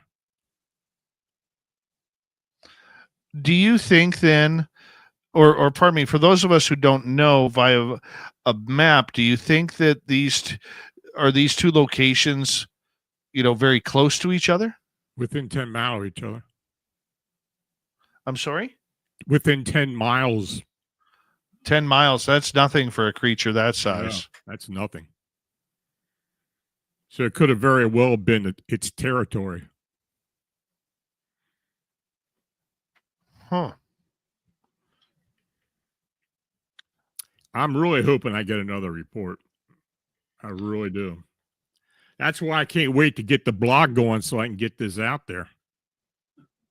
Yeah, no kidding. I'm surprised at the lack of reaction from the dogs. They're mid-sized dogs, granted one being older. Yeah. I'm not surprised at all. because we've had dogs who have been with owners during some of the sightings in Chicago, and many of them acted the same way, cowering. Really? Oh yeah, yeah. They get instinct about this thing not being, good. I mean, and I don't honestly. Now that you mention it, I can't even remember one of the witnesses stating that their dogs even barked at that thing. Most times they just cowered behind the witness. Right. Now, one of the things that I find interesting is she said she felt some streamer may have caught this on camera. Yeah. Has she not approached anybody in her building? That I can't answer. I'm gonna ask Rissa about that. I don't know what her rationale is on that, but I don't think she'd have mentioned it unless she thought there was something tied into it. So yeah, that's something. I mean, I just got this report yesterday, so I'm gonna try to go back on this and see what I can get. But that would explain all the cameras and everything. Everybody, somebody else seeing it. Amazing stories from phantomsofmonsters.com. Lon, let's get to a couple audience questions here. Sure. JSCO wants to know about the connection, if you could tell the story about the connection to Lon Chaney. You mean my name? My father, well, our family owned a hobby shop for years, over 70 years. It was started by my grandfather. And we used to sell models and stuff like that. And, but my father was a big horror film enthusiast. And he had he used to build these models and stuff for the horror films, the Revell models. And there was a monster series that came out of the films. Well, Lon Chaney played the Wolfman. And Lon Chaney Jr., the son of Lon Chaney. And I was named, my father's name was Lorne, Lorn. So they didn't want to call me Lorne. They said they just call me Lon. And that's how I got the name. Beautiful. Beautiful. And here I always thought it was Lawrence. T-Bone wants to know, what do they mean when they are said to glide? This is going back to the last half hour where we were talking about the Dogman, how you mentioned that they were gliding. There are some witnesses who state that they sense that when they look at them, it's almost like they're not really using any mobilization with their legs. Sometimes they just seem to look like they're gliding. I've had that description on quadrupeds and bipeds. And it's just not, the cryptid canines, it's others as well. I've heard the same description with Mothman and with Bigfoot. So is there a supernatural ability these things to be able to just move or hover and move like that? I don't know. But I have been told that. All right, let's move on to the next one. I like this one from Blue Cruise.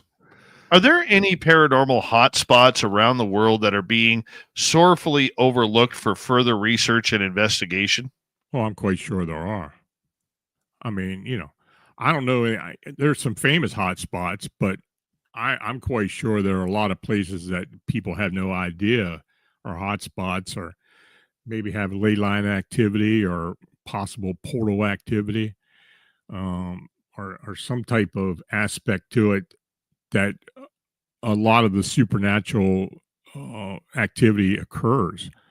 I mean, just like, talk about Gettysburg. Well, everybody knows about Gettysburg being very active, but it's active because of the geography, plus the fact that many people died there during 3 days. So, yeah, I'm quite sure there are a lot of spots throughout the world that have a lot of that are considered hotspots, or maybe just overlooked as being hotspots. I think there's a lot more of these hot spots than what we know, Lon. Oh, absolutely. And that we just haven't found them yet, or people just don't want to give up where the location is. I know, like around here, there are so many locations, especially on First Nations land, that we cannot get to. Yeah. Right? I would love to.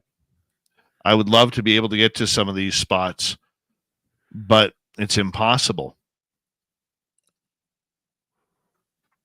And that's just not here. I mean, it's literally around the world, because if you listen to the rumors, there are so many rumors that, people will, if you talk to people in town, in any town, they'll say, oh, well, there's supposedly a portal over by that bridge, or there's supposedly, UFO sightings up on that hill. We don't see them from town, but people who go up on that hill claim to see UFOs. There's always that area in every town. Every town has it. It really is a matter of whether or not you choose to go for it. All right, let's go to Rock and Rory here. Is there any incident in history of an alien knocking on a tree? Not that I know of. Not that I know of. No. I can't imagine you ever heard anything like that, have you? No, I can't imagine hearing an alien saying, "Oh, maybe we saw them big feets do that a couple of weeks ago. Let's try that out. See what happens there." I don't see that happening. I really don't.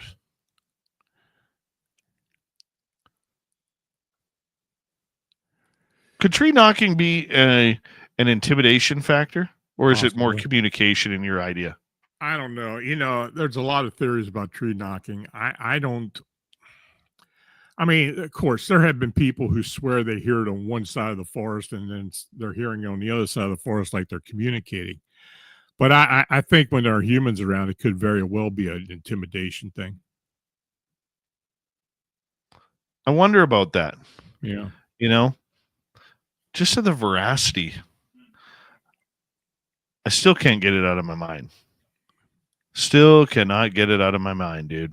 Yeah, that's pretty dramatic what you heard. Well, we'll see if it happens this weekend, Lon. Yep. We might be calling you. No problem. Yeah, we got your phone number. We got you on speed dial. Sounds good. Yeah. The one thing I know about Lon is he's the only guy you can literally dial Lon Strickler and he'll answer on the phone. It's true. True story right there. Lon, we got about 90 seconds to go here with you tonight. And it is always a pleasure to have you on Spaced Out Radio. And I appreciate you always sitting in with us and having some fun. Do me a favor. I know your website is down, but tell people where they can find you and maybe sign up for your YouTube channel or email you. Yeah, the YouTube channel is Phantoms of Monsters Radio. Just search that in YouTube. It'll come up. And we do a Friday show. Members, I do a monthly Wednesday show for members so they can ask any question they want. And, we're trying to get a few other odds and ends into that. I'm actually putting an audio version of the show onto YouTube as well as I'm starting to put more shorts in there. So I'm trying to make it so people can kind of access and look at what they want to look at. The website is phantomsofmonsters.com when it finally back up again, and we're changing the format. It's not going to be just a blog. There will be a blog, but there's going to be a lot of other stuff there as well where people have access and can contact me and to look at other reports and look at other reports of things that have been going on. So we're going to try to incorporate all that in for the listeners and watchers and readers and the fans of the website. Well, we appreciate you, and I know you're working hard on getting your website back up and running as per usual, and it's going to be easier for people to find reports and get reports to you. Lon, it is always a pleasure to have you on Spaced Out Radio, my friend. We will talk to you very, very soon. Coming up next on Spaced Out Radio, Swamp Dweller, then Little Timmy James, will be in for the UFO report. Stay tuned, everybody.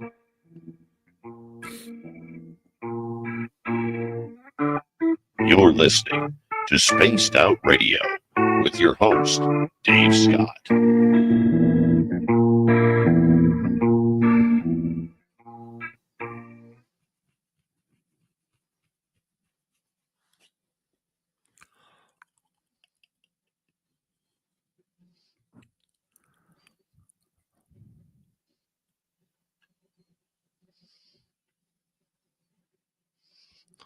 All right, we're done. Okay. Lon Strickler, thank you, buddy. Yeah, if you want to talk to me Saturday, give me a heads up. Just send me a message and I'll be around. Yeah, maybe we'll give you a call. Come in and I'll talk to Tim about that. Okay. All right, buddy. Appreciate you so much, my friend. Take care. Bye-bye. Lon Strickler. He's the best. Love him. We'll be right back.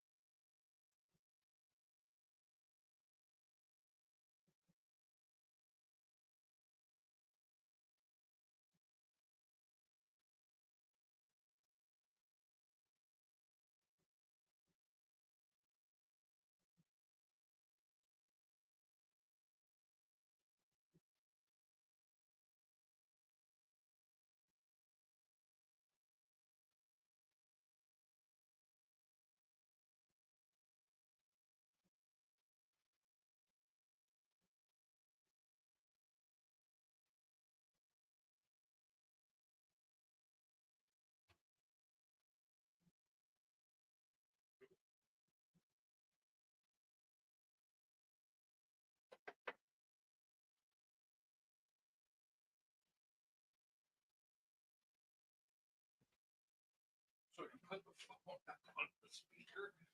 Oh, yeah. It's warm in here. It's warm in here. Moody Mongol, how are you? Rainwater, good to see you.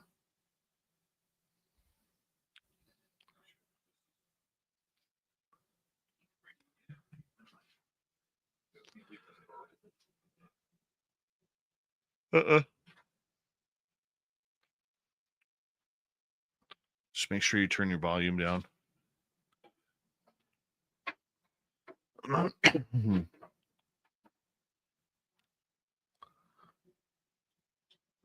right. Great show with Lon.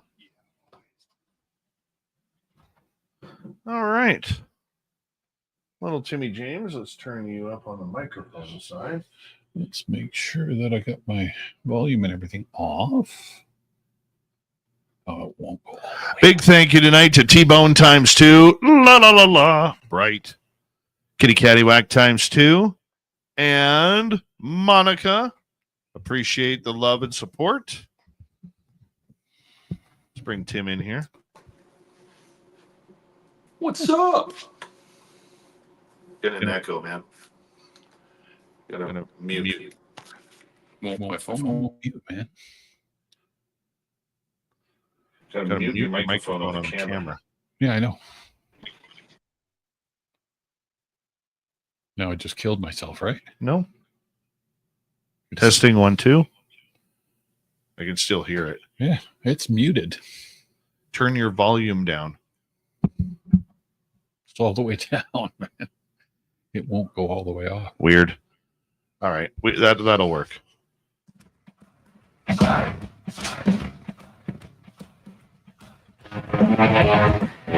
Here we go with the third and final hour of Spaced Out Radio tonight. My name is Dave Scott. Thank you very much for tuning us in wherever you are on this beautiful planet we call Earth.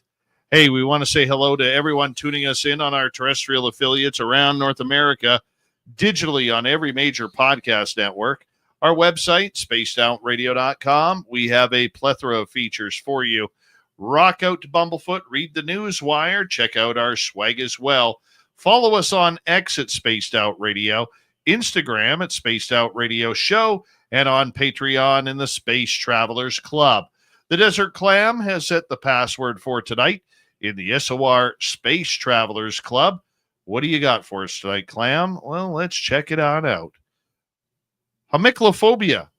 Homiclophobia is your password. Use it wisely, space travelers, as the Clam sets the password each and every night right here on Spaced Out Radio. Let's head to the swamp. Hello and welcome to Spaced Out Radio's Swamp. I'm Swamp Dweller, and tonight I'm going to take you on a mystic journey of the unknown, sharing tales of monsters, legends, and nightmares. Welcome to the Spaced Out Radio Swamp. A few years ago, I had to commute for my job from October 2018 to January of 2019. It was nothing special, a retail job, but I lived in a rural area in the California foothills, and it was my only option at the time. I would be driving home every night at around 11 p.m. to 2 a.m., depending on when I would get off from work. The highway was always deserted at these times, and some nights were more peculiar than others, but nothing so extreme as this story. It wasn't uncommon for me to see a lot of wildlife on these drives. I would just take it slow and be alert. Black-tailed deer, coyotes, raccoons, I was well accustomed to them at this point. One night, I was only about 10 minutes away from home. I rolled up to my usual four-way stop. I'd stopped at hundreds of times before. It was probably around 1 a.m., not a soul around, completely dead quiet.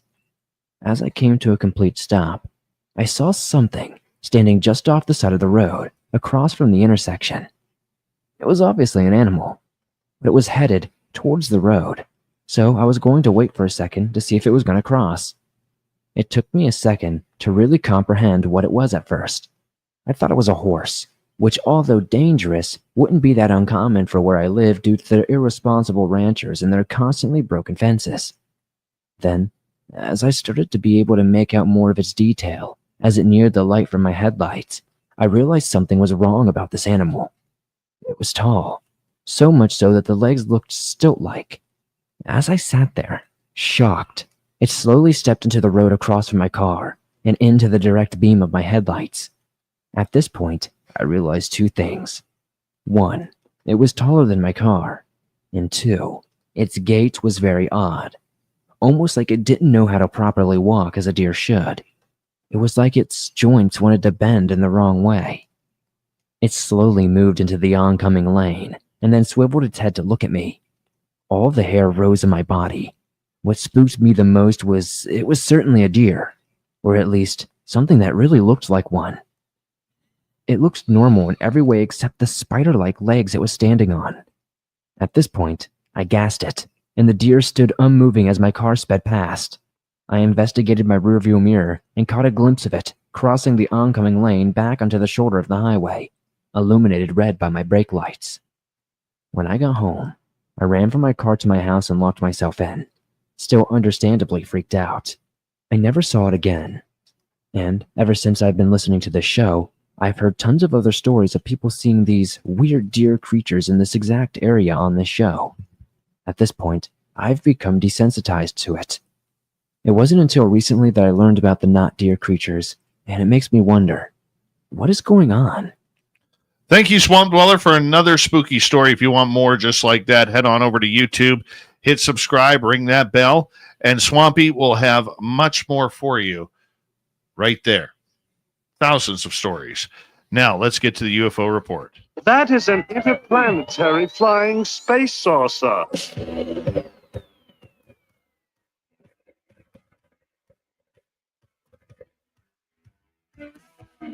You have made me very angry. Very angry indeed. Little Timmy James, thank you for coming on in, my friend. How are you? I am good. I'm good. You? I'm doing great. I missed you on the weekend, my friend. Yeah, I missed being there. I really did. But yeah, unfortunately, the missus was still recovering from a pretty serious injury, I guess, or however you want to put it. But yeah, family first, unfortunately, at times. Well, not unfortunately, but worst possible timing. I knew the minute her incident. So what happened was she blew out her back. Harsh. Yeah. Very badly blew out her back. And I know you have come into the chat room a couple of times, but Tim wants to, I know you want to thank all the listeners for the healing vibes and everything. Yeah, absolutely. And I do appreciate it, everybody, so much. I did show Mrs. James all the stuff and all the comments, and she was touched, and we do appreciate it. And yeah, it's slow, but things are moving along. And again, thank you all very, very much for that. Much appreciated. Feels good, doesn't it? It feels awesome. It does. We got good people listening to us. We got great people listening to us. Yeah, we do. Yes, we do. One of the things that, I love about going into the forest with you is you bring a little bit more bravery to me. And or stupidity. Well, it could be both. Yeah. It really could be. But one of the things that I was pretty, much thinking that when we heard those tree whacks, yeah, I know that you would have probably led the way up there. I mean, we would have been taking baby steps. Yes. Okay. Yes. Like literal baby steps. But I think I would have went up there if you were there. I think you're right. I think if I would have heard them too, I would have been cautious, but yeah, I'd want to go have a look and see if we could at least see something, but that's okay. I'm sure we'll get sightings of something again and soon. Have you noticed any other patterns besides the dusk pattern when things seem to act up? No, I think you've nailed that one. I think that the dusk really does. I think that, in the, I guess the short amount of times we've been up there, I think the patterns are quite evident. And you're right, dusk hits, and we find that it just goes kind of weird. That's when stuff kind of hits the fan. But what I've noticed too is that there's a precursor to dusk. we either get that dead silence, right? Or we get the encroaching of squirrels and chipmunks and other little critters, and then it's on. Right. So yeah, it dusk cat plays a huge part for sure. I wonder what it is. Like now normally wild animals start to move at dusk. Yes, especially big animals like your cows. Well, obviously there's free range up there, but your moose will move around at night too, right? Especially if there's cows and calves, mom will take babies around at night just to keep them out of the predator's eyesights, right? So yes, you are right, sir. So I'm wondering if that's what it is. I'm still a little weirded out by it, man. Not, I should say, in my experience, I don't think I've ever heard, like, I've heard moose antlers go up, rake, and then I've heard them when they're running through the bush and then bang off a tree. Definitely different than that sound that you're describing, like a baseball bat off of a tree. Unnatural sounds, right? It seems to me that would be an unnatural sound, and yeah, I would suspect that something otherworldly. You never know. You never know. No. I don't know if you heard this story or not. Comes out of Unilad from Live Bridge. Okay. Journalist. How there are a group of scientists who are believing that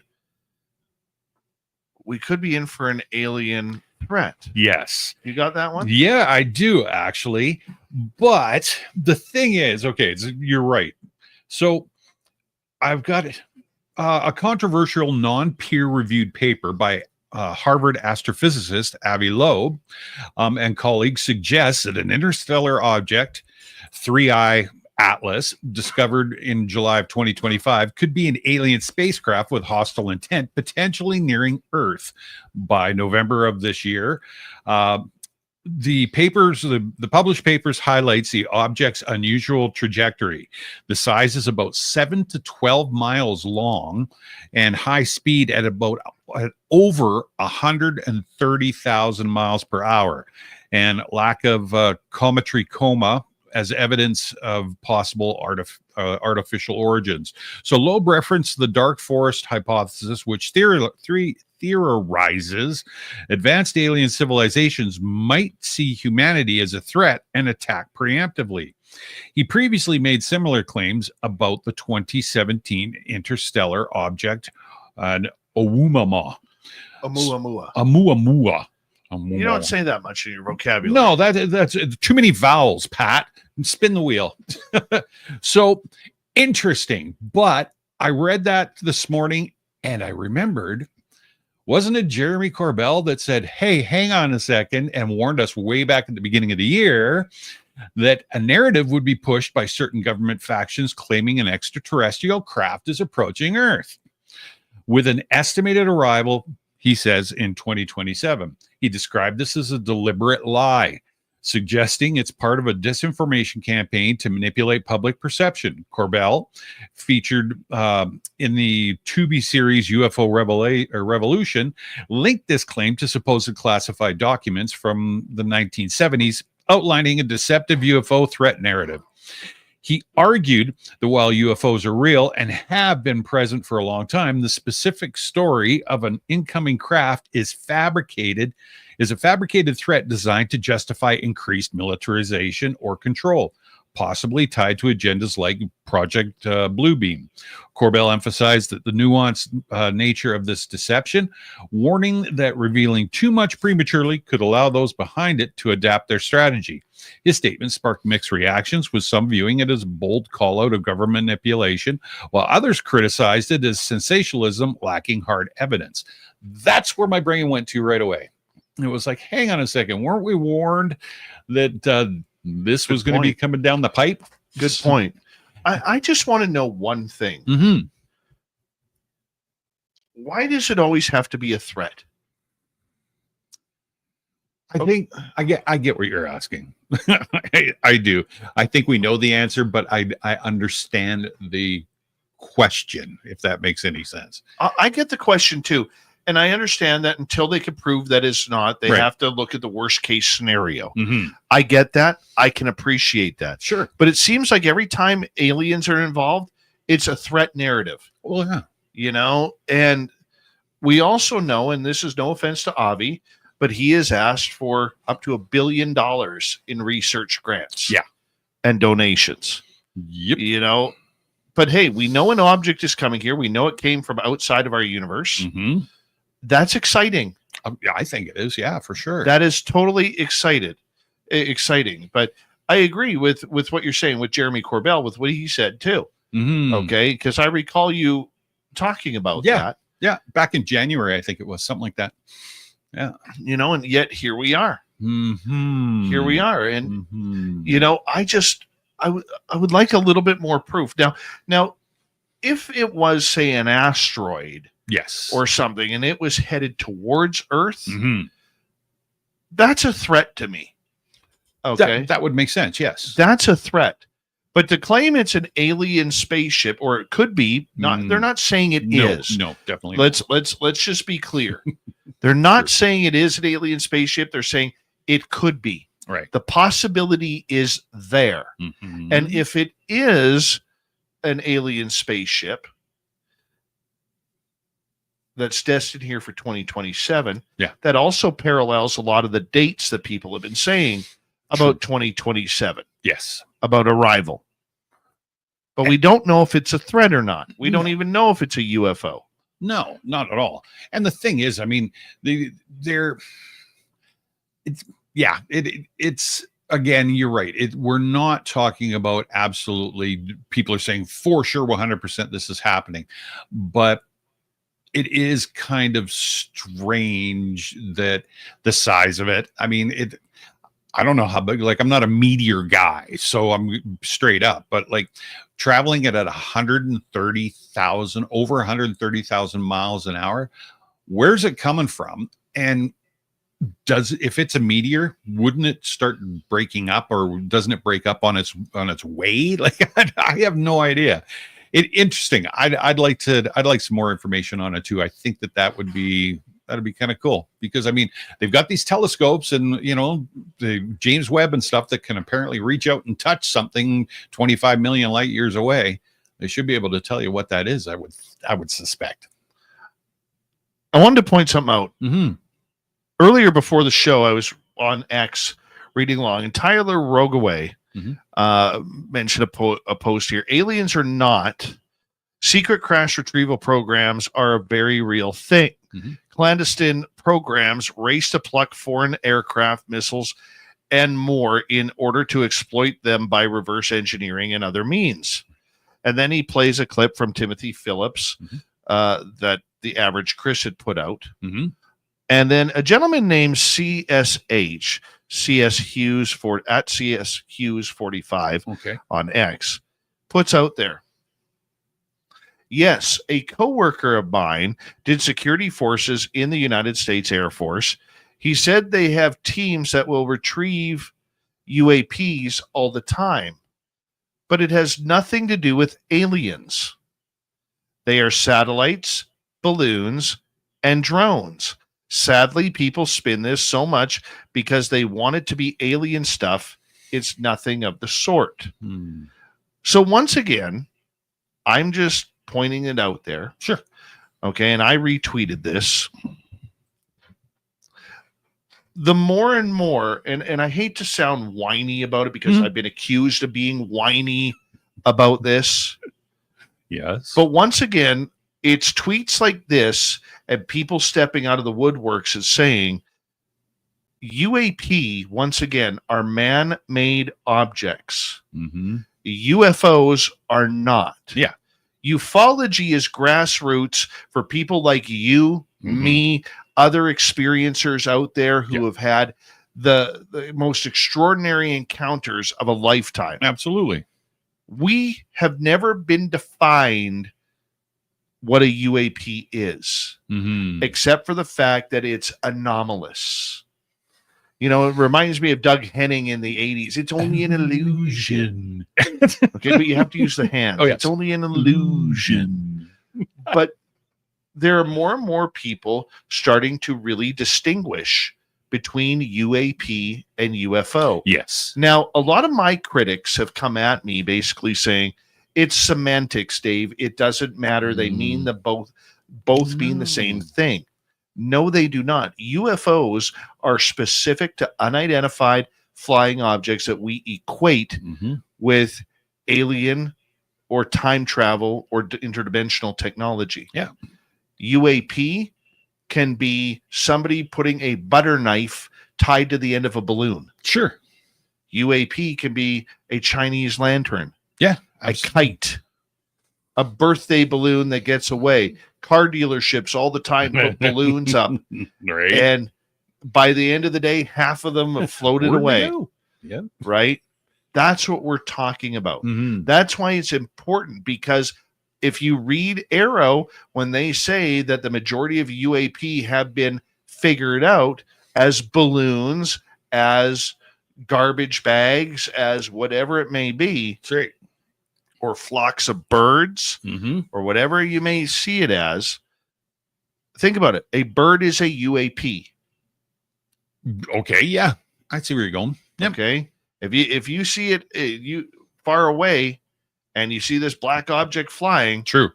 and it's a bird, a big bird, say it's a condor. Yep. Okay. Or a giant eagle. Yep. That's a UAP. Yeah.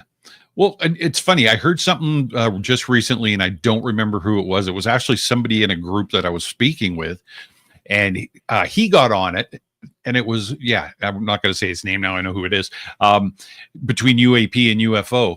He says, the best way I describe it, he says, when I have that debate with my wife, he goes, a boat is not a ship and a ship is not a boat. I was like, hang on a second. Like, okay. Yeah, I kind of get where you're going there. They both fly in the air. They're both unidentified, but they're not this, so they both float in the water, but they're not the same thing. They're not. So I was like, okay. Yeah. So to say there are UAP programs, that's true. Sure. Because crash retrieval programs are going after satellites, aircraft, missiles, maybe bombs that fall off a plane but don't explode because they aren't set to detonate. Yeah. Okay. There's a lot of things that are out there that can happen to. Oh, no question. No question. And you're right. And I mean, I'm all respect to anybody that disagrees. That's totally fine. But I agree with you. Obviously, they're two different things. What do you got for us next? We got 2 minutes. Oh, I'm not going to tell anybody. I got some stuff coming up. Apparently, China has photographs of structures on the other side of the moon. Oh, I heard that.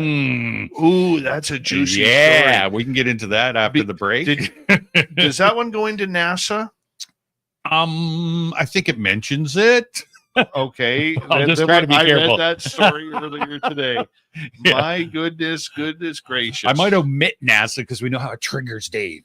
Oh, no. But if it's the story I'm thinking about, you guys are going to be blown away by this, because I'm just going to tease you a little bit. Do it. It involves structures and maybe NASA getting rid of some of those structures. Oh my, yeah. Could you imagine? No. Yeah. It'd be, I don't know, like when they landed on the moon. Okay, everybody, I think they landed on the moon. When they landed on the moon, they didn't walk over the other side and check it all. Well, the one tip that I was given by Tim Coonbo Baker, who's a Bigfoot researcher, I met him at the Nebraska Bigfoot Conference. He used to work for NASA. And I remember having a UFO conversation with him. Right. And he said to me, he goes, Dave, look at, I think it was Apollo 14 when they had the go-kart up there. So. Yes. Okay. And he goes, look at the pattern. He goes, you could still go online and see the pattern and the timestamp on it, where they roll up like they're going to roll up onto a crater. Right. Then they stop, pause, and they get the reverse, get the hell out of there.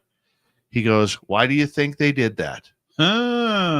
He goes, They were going to explore that crater, and they didn't. Mm. Oh, it's so juicy. I love it. So juicy. The UFO report with little Timmy James coming up here right after this.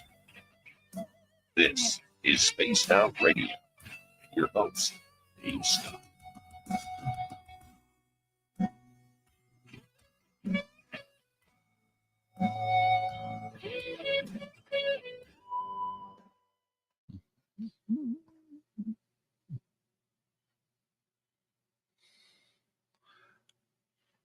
Shout out to one of our ex-listeners, Rich Universe.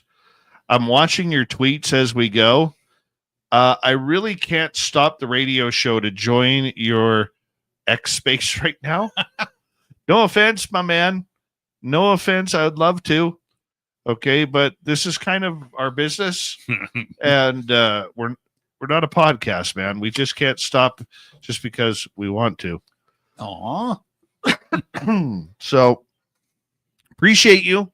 Thank you for the offer. Little tied up right now. Little tied up. It's a little bit.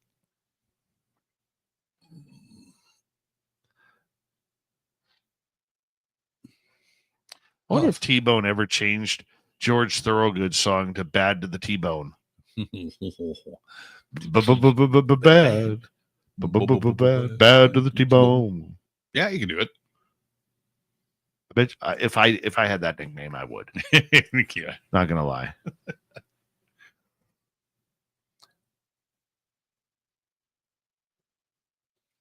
Man, that was a long weekend, dude. Yeah. Holy. I really wish I would have been able to go. Yeah.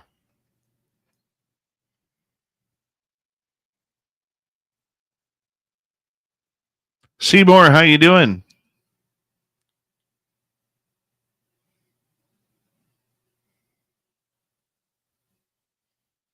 Yeah, we're live, Deb.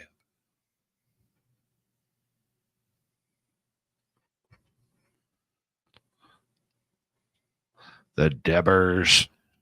Deb from Suck. Might change her name from Debaruni to Debingo. Debingo. Bingo. Debingo. What's her favorite number? Clickety click 66.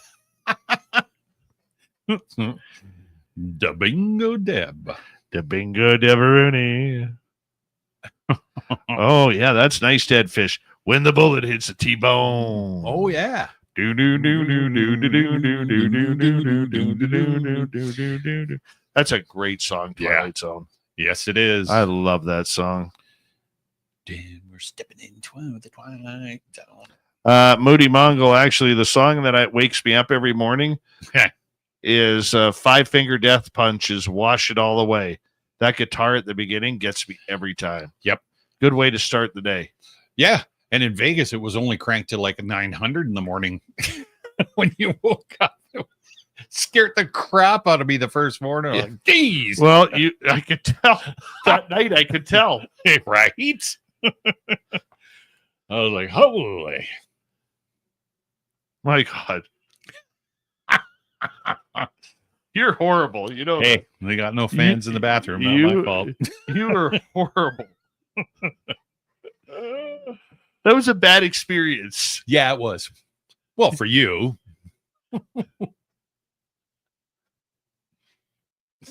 Oh,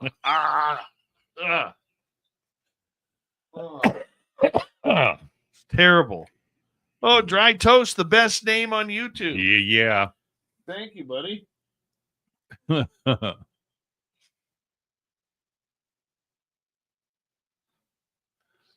Dry Toast, I bet when you go into other chat rooms, nobody else says that you got the best name on YouTube. Yeah, right.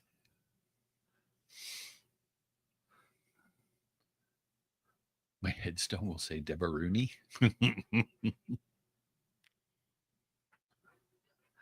Nobody's going to know where my headstone is because there isn't going to be one. That's right. There isn't going to be one. Me neither. And if you're playing the bingo, B1 is a number under the B1. Dutch Hank, how you doing, buddy? Just a reminder, you're Dutch. See, Dry Toast says, nope, they don't. What? No. Thank you tonight to Deboruni, Dry Toast, Monica, Kitty ×2, T-Bone, Bad to the T-Bone ×2, and La La La La La La La La La La La La La La. Mm-hmm.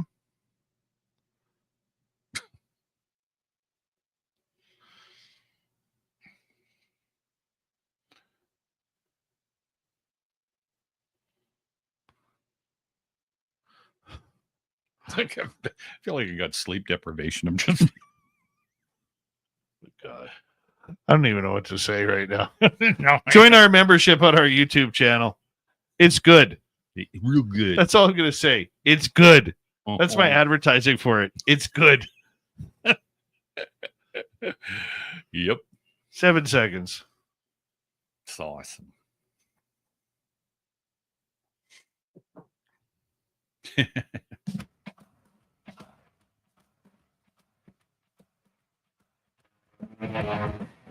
Final half hour of Spaced Out Radio is underway. We're about to get to a moon report with little Timmy James. My name is Dave Scott. Thank you for tuning us in. We appreciate you falling in love with us each and every night while we bring you the weird and strange stories. You know, just so you know, away from the microphone, we're pretty normal. No. What am I trying to pull there? I don't know. Can I get through the monologue here? Yeah. Okay. All right. Thanks, Tim. Yeah, there's a problem with having him in studio. Every now and again, I got to throw a crock at him, you know. Want to remind all of you that if you missed most of this show or others, check out our free archives on YouTube or any major podcast network. Our website, spacedoutradio.com. We have a plethora of features for you. Rock out to Bumblefoot, read the news wire, check out our swag as well. Follow us on X at Spaced Out Radio, Instagram at Spaced Out Radio Show, and on Patreon in the Space Travelers Club. I'm Dave Scott. He's Tim James. This is the UFO Report, and we're glad to have you here. Tim, take us to the moon. Fly me to the moon. Oh, yeah. Yeah, keep going for it. So, in recent weeks, whispers of an extraordinary discovery has rippled through online forums and space enthusiasts circles, centered on claims that China's Chang'e 2 lunar orbiter, launched in 2010, captured high-resolution images of mysterious structures on the moon's surface. If you haven't checked it out on any of the social media sites, check it out, because they've got the pictures up there. So pretty interesting. The rumors, which have yet to be substantiated by official sources, suggest that China National Space Administration, may soon release these images, potentially revealing artificial formations that could challenge our understanding of the moon. I've heard from colleagues in the space community that Chang'e 2's advanced CCD camera, capable of 1.3 meter resolution, might have picked up something unusual during the 2010-2011 mission, said Dr. Elena Martinez, an independent lunar researcher based in Madrid. If true, these images could be a game changer, but we need to see the data firsthand. The Chang'e 2 mission, part of China's lunar exploration program, was designed to map the moon's surface and scout landing sites for the subsequent Chang'e 3 lander. Equipped with a high-resolution stereo camera, the orbiter produced a comprehensive lunar map with a resolution of 7 meters. Unveiled by Chinese authorities in February of 2012. Speculation about the structures stems from unverified reports claiming that some images allegedly withheld showed geometric shapes or patterns inconsistent with natural lunar formations. There's talk among amateur astronomers that these could be artificial constructs, possibly even relics of some kind, said James Carter, a retired astrophysicist and author of Lunar Mysteries Unveiled. But extraordinary claims require extraordinary evidence. And so far, we've seen nothing concrete from CNSA. Of course, skeptics urge caution, pointing to the history of misidentified lunar features. People see patterns where none exist, said Dr. Priya Sharma, a planetary scientist at the University of Arizona. The images are high quality, but shadows and craters can easily mimic artificial shapes without official release and analysis. This is just speculation. The CNSA has remained silent on the matter, and no official statement has been confirmed. Plans to release or have confirmed plans to release new images. In 2018, the agency made Chang'e2's full data set publicly available, allowing researchers worldwide to scrutinize its findings. Yet, the absence of any mention of anomalous structures is in peer-reviewed studies fuels doubt. If China has something, they'd be sitting on a scientific bombshell, Martinez added, but they're methodical about data release. I wouldn't expect them to drop something this big without rigorous verification. As the space community awaits clarity, the rumors continue to stir debate, with some hoping for a revelation that could redefine humanity's view of the moon. For now, the alleged image remains as elusive as the structures they purportedly depict. I saw the pictures that they had posted, and I'm like, these are not, well, I shouldn't say it like I'm some sort of expert. These, to me, do not look like natural formations whatsoever. It almost looks like, when they're flying over, jungles and deserts and stuff on the Earth here, obviously, and you see the old ruins and the way that the pillars are structured. This is what it looks like to me. I don't know about you if you've seen the photos, Dave. Well, there was the one photo from when they put their first lunar lander on that basically showed what looked to be a little rectangle sitting up off the ground. Now, eventually, they moved their rover over there because Red Rover. We send China over, right? Yeah. And basically the story was, it was just an optical illusion or something along those lines. There was nothing there. Now, one of the things that I didn't hear in that report was NASA. It's now being claimed that NASA was actually destroying some of these so-called buildings that are on the moon. Okay. Yeah. I heard something about that, but I didn't it wasn't in anything that I was reading. So yeah, no, it's a weird story because here's my question. I'm going to throw this little conspiracy out there. Cool. Do we really want an adversary like China to be the kings of disclosure? Because if they do find structures and they come back with images and everything, the Western world's going to say, that's just AI. Trust us. Yeah. Okay. I could see. Okay. Yeah. Whereas they lose control because many people will see right through that. Yeah. Especially if they get pictures of craft. Now, from what I heard, and I don't know how true it is, I'm hearing it secondhand information. On Apollo 11, what scared Neil Armstrong was him and Buzz Aldrin, while they were walking on the moon, saw a square block. And it was there at one point. A few minutes later, it was gone. Oh, okay. Yeah. And that's what apparently scared Armstrong. Where it may have led to him saying, allegedly, on the emergency microphone, they are here, they're on the hill, and they are watching us. Right.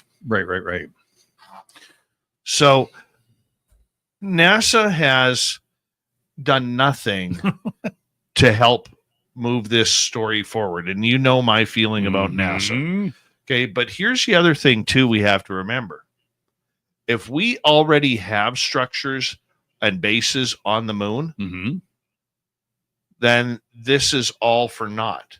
And maybe, just maybe, they may actually want to maybe take out a Chinese rover So that way the secrets of the moon already being supplanted.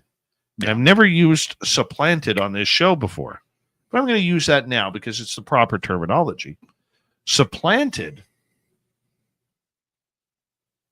How many people are up there? How are we getting up there? Black triangles. It's not rockets. Well, no. Black triangles, maybe. Doesn't make sense. I mean, it makes sense that there's stuff up there. I don't have a doubt about the fact that there might, or there allegedly is stuff up there. But why the secrecy? It's not like they've traveled to Saturn and, where they've said that they can't go and they can't get to. It's the moon. Apparently, or allegedly, or whichever way you want to look at it, they've been there. They've been there and they've flown there and they've orbited the moon. They've done all that stuff. So what's the big secret in hiding structures on the moon? Why? Because they moved everything from Area 51 up there now, or like? Well, I think it's a matter of hiding the technology on how to get there. Oh, okay. Or, all right. Or nuclear missiles. If something happened, like a nuclear holocaust, where could you get the important people who have no idea how to build shelters, who have no idea how to grow food, who have no idea how to cook a meal? Okay, how do we get them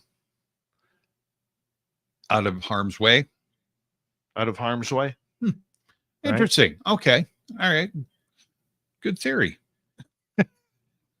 I like it. Yeah, it just seemed kind of weird though. I was like, what? Why so secretly? But yeah, I never thought of it. I was thinking the location. But yeah, that makes perfect sense, man. Well, let's see. What else have we got? Oh, Mr. Barber's in the news again. So, this is when we should be talking to Science Bob. So, in late this month, a video surfaced on Reddit purportedly leaked from the Skywatcher organization, a group led by U.S. former Air Force airman and whistleblower Jake Barber. The footage, labeled as depicted a Tetra class of UFO, showcased objects with a distinct tetrahedral shape, unlike previously documented UAP forms like the Tic Tac or the jellyfish. Skywatcher, a private initiative backed by Silicon Valley investors and involving scientists like Stanford's Dr. Gary Nolan, aims to study UFOs through advanced sensors and unconventional methods, including psionics and electromechanical signaling. The leak, which emerged from a newly created Reddit account and was later removed by the platform's legal team, has sparked intense speculation about its origin and its intent. This isn't just a random clip. It's a deliberate release of something Skywatcher wasn't ready to show, said Marcus Tate, a UFO researcher and host of the podcast Cosmic Signals. The Tetra designation suggests they're categorizing something new and someone wanted it public before the team's planned rollout. The leaked footage, captured in shortwave, infrared, and electro-optical format, shows fast-moving angular objects maneuvering in ways that defy conventional aerodynamics. Skywatcher's second documentary episode, released in April, had already introduced a taxonomy of 9 UAP types, including the Tetra, but the leaked video provided the first visual evidence. The organization's official stance, as reported on their website, emphasizes a controlled approach to data release, making the leak a significant breach of their protocol. We're dealing with a group that's meticulous about their process, says Dr. Emily Chen, a physicist who has followed Skywatcher's work. This leak feels like someone inside or close to the project is pushing an agenda, maybe to force transparency or to disrupt their timeline. Speculation about the leak's motives centers around on several possibilities. Some believe it could be an attempt to accelerate public disclosure of the UFO phenomenon, especially given Skywatcher's claims of collaboration with government agencies like the Pentagon and Arrow.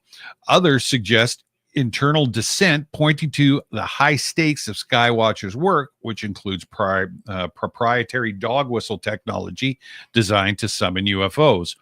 If you've got if you've got footage this compelling, leaking it could be a way to bypass bureaucratic gatekeepers, said Tate. But it could also be someone testing the waters, seeing how the public reacts before more come out. Skeptics, however, question the leak's authenticity and purpose. This could be a staged move to generate buzz for Skywatcher, said Rachel Hort, a former intelligence analyst. They're a privately funded group with big names attached. A leak like this draws attention without them officially committing to anything. The video's brief appearance online garnered 163 upvotes and over 150 comments before its removal.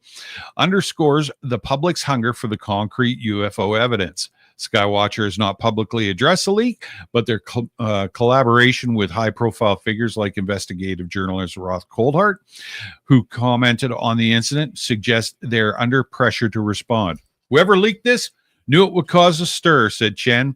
It's either a bold step towards openness or calculated play in a larger game we don't fully understand yet.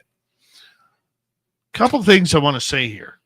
For people who don't know what a Tetra class is, what Skywatcher has done is they've decided that they're going to rename all of the UFOs. So a Tetra class is your typical black triangle. Okay, that's it. It's a black triangle, but they want to fancy it up because black triangle or TR3B on the human-made side, that's not good enough anymore. So they have decided over the last little bit is they have nicknamed the Tetra class, Beam class, which is an orb that's rotating. So it's now a beam, Jellyfish, which is like looking like a jellyfish, the Tic Tac, which we used to call rods. Okay. The Manta Rays, which are like a boomerang type of craft. The Hornet, which I don't know, I've never seen anything like this. It literally looks like half a Tic Tac with a dock and a Tic Tac underneath it connected. The Blob, which is an orb with something rotating into it, because that's very scientific. Blob. Yeah, of course. Bright Star, which is like a pyramid that has shimmering around it. Okay. And the Egg. Oh, we know about the egg. So, yeah. That's how we are now supposed to define this in a professional manner. I'm not shooting down the work Skywatcher does. No. But sometimes you don't need to change things for the sake of change. Yeah. And that's what they're doing. Okay. I can understand the UFO. I hate UAP. Yes, of course. I can understand the UFO UAP thing. Sure. I can understand NHI to aliens or to extraterrestrials. I get that. This makes no sense. No. That all of a sudden we're going to make ourselves better because we're going to rename the classifications of these craft. We're going to create that. That I don't get. No. I don't get that at all. Next question. I'll be honest with you. It bugs me. Yeah. Okay. It's a pet peeve. No, and I totally get it. And I mean, like I said, Science Bob is now involved with this group. Maybe Science Bob has some answers to this sort of stuff. But I was wondering, I mean, not to sound like a blowhard, but I was wondering how long it was going to be after we heard about Skywatcher that this sort of thing was going to happen. Either you were going to have, there was going to be a big hissy fight in the group and people were going to split off, or how this was going to work. You know what I mean? But I hate the fact, but I was waiting for something like this to happen. Let's just put it that way. How long was it going to happen? How long was it going to take to happen? How long was it going to make, before there was something allegedly leaked, or there was information given out of turn, or it doesn't surprise me, but I'd like to know more about this and find out what the heck's going on. It's just interesting. Here's the other thing that I know about Skywatcher. Nothing is leaked. Right. Okay. Nothing is leaked from them. They are tighter than a drum. Okay. They don't leak anything. And is it and here's the thing I want you, Yeah. because I'm a little bit of conspiracy theorist on this. Yeah. Now, did you say that Ross Coulthart got a hold of it? Yeah. What did his? Okay. Sorry, go So ahead. if Ross Coulthart got a hold of it, imagine if something is leaked, Mhm. and out of all people who gather that leak is the guy who did the interview with Jake Barber. And went to the big summit that they had, and the whatever, the psionic summit that they had. Yeah, you're right. You're right.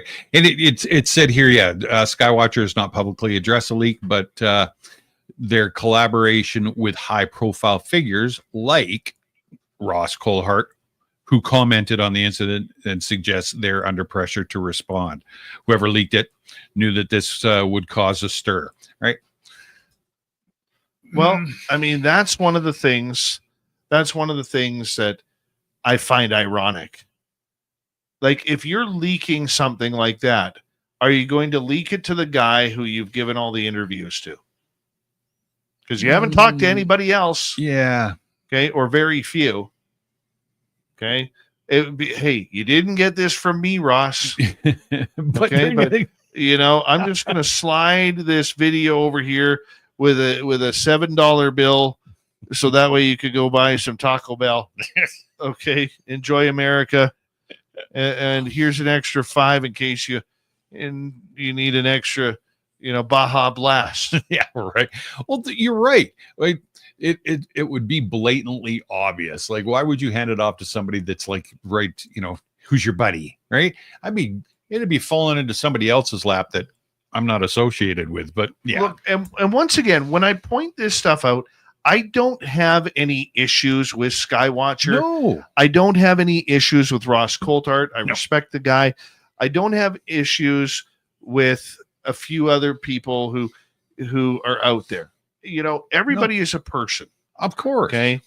But what we don't recognize in the UFO world is the game that's being played. Yeah. Tim, if you were my worst enemy in the world, I'm not going to leak a video to you. No. Oh, why would you? Okay. If you're my best friend in the world, I would. Sure. What? Exactly. You're making sense. Yeah. Sometimes in 2025, remember, people, logic is out the window for everything, including UFOs. Nothing to see here. Nothing to see here, folks. We'll Chief Wiggum it right out the show. Tim, thank you very much for coming in for the UFO report. It's nice to have you back in studio. As we say goodnight to Tim, and hello to Mr. Ron Bumblefoot Thal, rocking in the background with Little Brother is watching. Bumblefoot is the official music of Spaced Out Radio, rocking us in and out of every single show. Get your horns up for the guitar god himself. Special thanks to everybody listening in at work, at home, in your cars, wherever you may be. And everyone in our chat rooms tonight. YouTube, Twitch, LGAB, Facebook, Spreaker, LinkedIn, the Space Travelers Club, and on X, hashtag Spaced Out Radio. Remember, this show is copyright by Bigfoot Broadcasting Limited. Thank you so much for choosing to share your evening with us. Because together, my friends, we're watching. We own the night. Mr. Bumblefoot, we need a favor. We need you to take us home.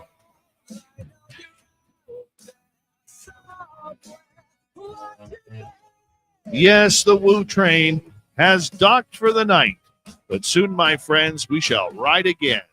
Your seats are always available. Your tickets never expire. And if you want to bring a friend, we've got room for you too. Good night, everybody.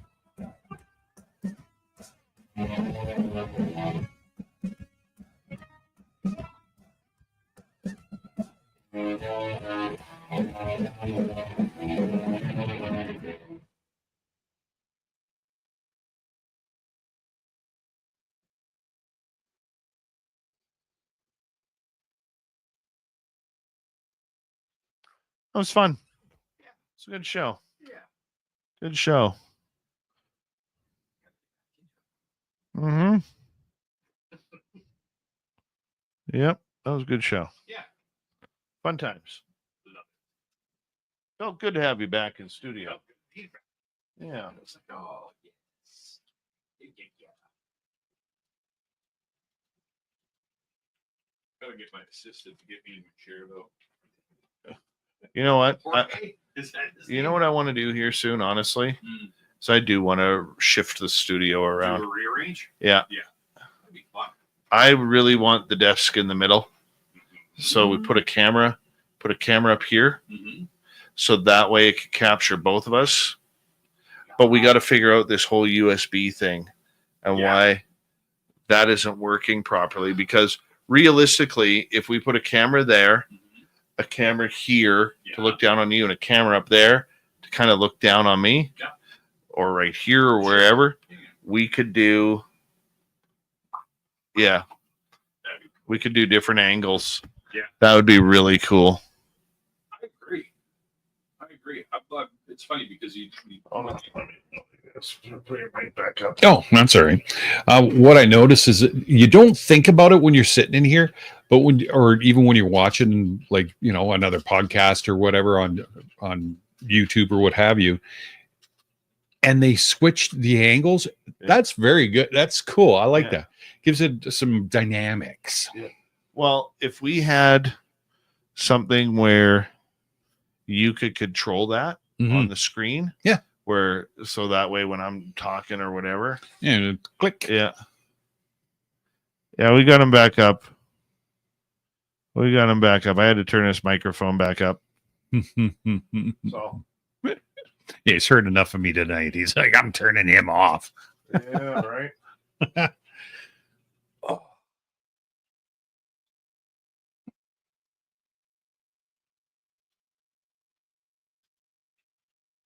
Was that Dogman encounter in Maryland? Is that where it was? Do you see Maryland? Was it Maryland? I think it was Maryland. All of these states are just all put together. Maryland. Yeah. Okay. I get screwed up on the East Coast. Me too. Yeah, I totally get screwed up on the East Coast. West Coast, no problem. Big, huge, expansive pieces of property.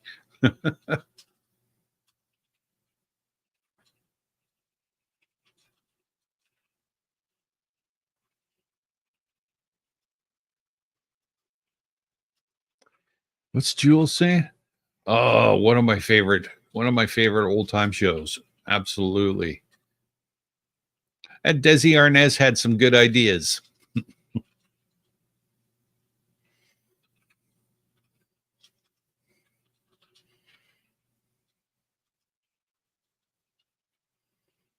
I think it was probably about 1978, 79. We used to go down to Los Angeles every summer. My stepfather was a tool salesman, so we traveled and got to tour the RKO studios. That was like, oh my God. Everybody in my family was like, what do you want to go here for? I was like, are you kidding me? This is RKO Studios. Like, This is RKO, the boxing? RKO is the old black and whites. Like it was Desilu Productions took over RKO. Oh. Like, I love that stuff, man. Well, I mean, you'd have been around when it first came on. Yeah, I helped build the set for the Andy Griffith show. I dug that pond. That's right. Griffith Park.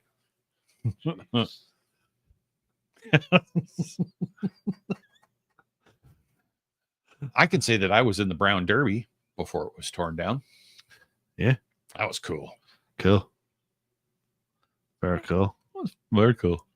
Very cool. Absolute genius. That's right.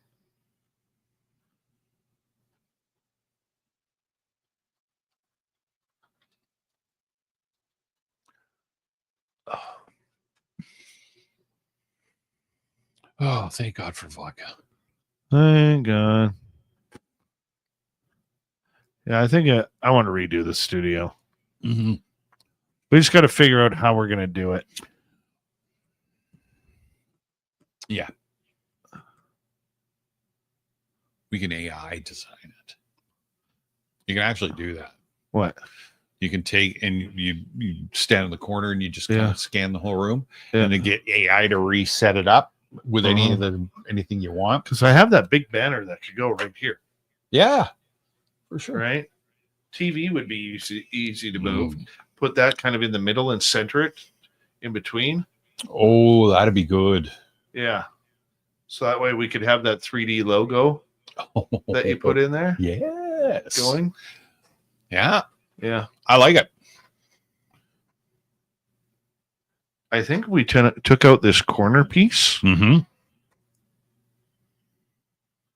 Like if we split the desk in half. Yeah. Right? Yeah. So I'm kind of sitting here. Mm-hmm. Oh, I'd have to picture it here. Yeah, for sure. Yeah. I get what you're saying. We definitely, I mean, some of the stuff would have to be moved out of the way, obviously. But oh, we could clear a bunch of this stuff out. I want to put some shelves up there too. That would be a good idea. I'm also going to get Lee to build me one of his Ouija boards. Are you really? Have you seen that one? Yes. He has? You don't like that? I don't like Ouija boards. That's just me. Juliana, how are you? You don't like sharks, so yeah, I don't like sharks. What are you talking about? What kind of guy are you? That's right. Unless it's Shark Week on TV. Oh man, that scares the shit out of me. Like the guy in the kayak with the great white that comes up on him. Yeah, that's not fun. Mm-mm. You know, all of these people who are out kayak fishing, you know, in great white or tiger shark territory, what kind of limited brain capacity do you have in order to sit there and think, oh, this is a good idea? Yeah. Did you not see Jaws? Did you not see that they needed a bigger boat? What are you doing? Dumb. Mm-hmm. Dumb. Undead Jed. Shark Week rocks. Yes, it does. Yes, it does. I love sharks. Me too. Like, I'm deathly petrified of them. Me too. But I love sharks. Man who plays with E, what does E mean? What does E mean? What? Like, are you talking the E chord? What does that mean?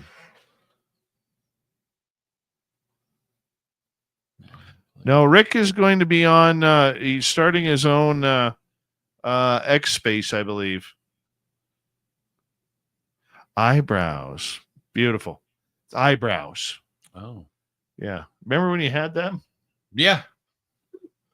They're good. They just keep getting close. Okay. Can someone, you know what? Let's just get to one of these conspiracy theories. Oh, okay. I'm going to just dig right into it. Probably going to get in hell for it. Good. Do it. Okay. Why do women shave off their eyebrows in order to paint them back on? No, that wasn't insulting. That's a good question. If you're a woman listening in right now, or if you're watching this afterwards, please leave a comment below. Why do women shave their eyebrows to paint them back on? Because they look terrible when they're painted. Yeah. Okay. Now I can understand having the eyebrows and they put that eyebrow stuff makeup on there. Sure. Okay. No, of to course. maybe, square them off or shape them or whatever. I Makes get sense. that. Yeah. I get that. Okay. But why do you shave them off? And now the thing is where they shave them off and then they tattoo them on. I know. I don't get it. Because some women have ugly eyebrows. Well, okay. That makes sense. But like you said, isn't there a reason why they... Unless you have a unibrow, okay, Mm-hmm. there is no ugly eyebrows that I've ever seen. No, I haven't either. I've seen them where they need to be, a lawnmower run over them. And I've seen it on guys too, where it's like, dude, this is not cool. When they're halfway up your forehead, like trim them up. Or the double eyelashes that you see some girls do. So their eyelashes are like sticking out like fish fins. Yeah, but the eyelids, how do you keep them open? It must be like... That's got to be heavy, man. I know. I don't get it. Pair of Nike logos. That's awesome. Just do it.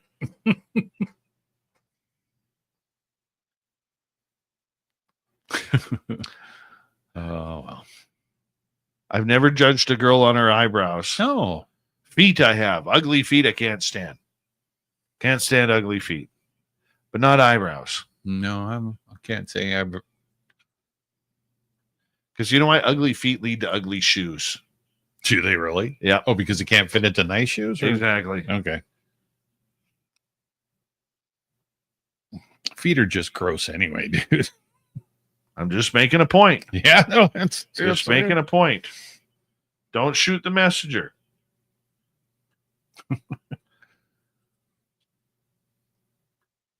And men, for God's sakes, push your socks down. Oh my God.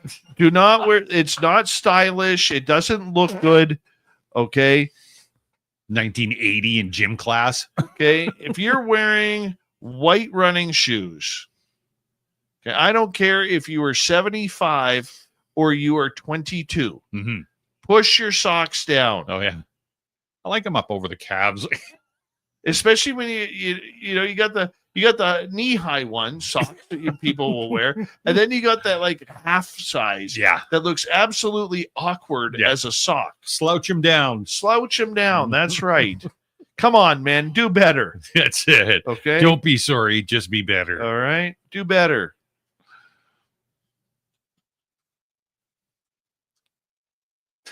And nose hair.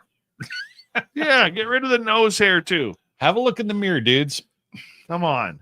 And ear hair. I hate ear hair. And a friend of mine, I used to work with, Wade, and super nice guy, really nice guy. And I don't know how or why or how it happens, but he had that 10-foot one sticking out of his nose. It's like, you got to be kidding me. You did not see that nose hair way out here. He's talking to you and you're trying not, don't look. And all you want to do is reach over and pluck the thing. It's like, I had a customer like that I knew one day. And I literally said to him at my desk, like, dude, you want me to pluck that nose hair? I did. I said it. Like, do you want me to get that for you? Kitty monocle. Oh, really? Kitty monocle. Yeah, this nose hair was sticking out probably like this far. It was curling out. Oh my God. Like, Ken, do you want me to get that one for you? Come on. No, it'll hurt. Better than it's staring at me. It's like it's giving me the middle finger right now. Yeah, take 2 minutes, man. You get in there and you shave in the morning. Always have a quick peek. Nothing worse than that. And you notice it up here because in the winter when it gets cold, everything freezes, obviously. Your mustache and stuff. And guys come into the store, they got that long nose hair that they haven't done. It's like, holy icicles out your nose. Yeah. It's like, yeah. Agree. Yeah. You know what else is sad? When I grew up, everybody knew how to throw a baseball or a football. Of course. You watch kids today, not many of them know how. Well, no, because they get sat in front of computers from the time that they're able to frickin' like my son does not know how to throw a ball. Tried showing him. Really? No interest. Huh. No interest. That's good. And wow. We fought twice tonight. Did you? Yeah, he took the first one. Got me right in the forehead, like right there. Yeah, that was a good one. But I got him next. Elbowed him in the old jewels? No. Oh, no. I pulled the shirt over his head. I gave him a couple of good claps. Right? Uh-huh. Gonna play that game with old dad, huh? Mm-hmm. Guess what? That's what happens. Yeah. Oh, he was not happy. Well, man used to do that too. You'd be, getting into it. We'd be outside playing football or whatever, farting around. Mm-hmm. And he'd turn around and, as a kid, you take advantage of those cheap shots that you can get on your dad. And, you go in and take a cheap shot. My dad would turn around and chase you down in the backyard and then stick your face right in his armpit and hold you. That's terrible. And it was always sweaty. Oh, it was disgusting. Yeah, it was disgusting. Yeah. Yeah. So my grandson was over this weekend. Mm-hmm. I like him. Oh, cool. That's good. I like him. But my daughter's been hanging out with this dude. He's a single dad. He's a nice guy. Okay. Okay. But his kids are off the wall, like screaming. And like everything's right. Oh. And so my grandson's starting to do that now. Oh, okay. And the Mrs. Mom, she's trying to, well, Mhm. I'm like, no, I do know. Like, stop cutting me off here. You don't know everything because your side of the family is all women and divorced. Right? And so anyways, my grandson just starts reeking into my ears. And I looked at him and I said, come on, let's go for a ride. No. So we're going to the soccer field. You're going to act like a soccer player? Okay, we're going to the soccer field. Right? And from then on, all I had to say was soccer field, go for a ride. And he was just absolutely silent because he knew. I work with a guy who lets his boys play soccer. I mean, they play hockey too. Yeah. I said to him, his name's Brian. Brian, if you're listening, all right. First off, if you're listening, right there, buddy. Yeah, I know Brian. Yeah, just give him one of those. And I said to him today, he's like, oh man, I got to go to the soccer field afterwards.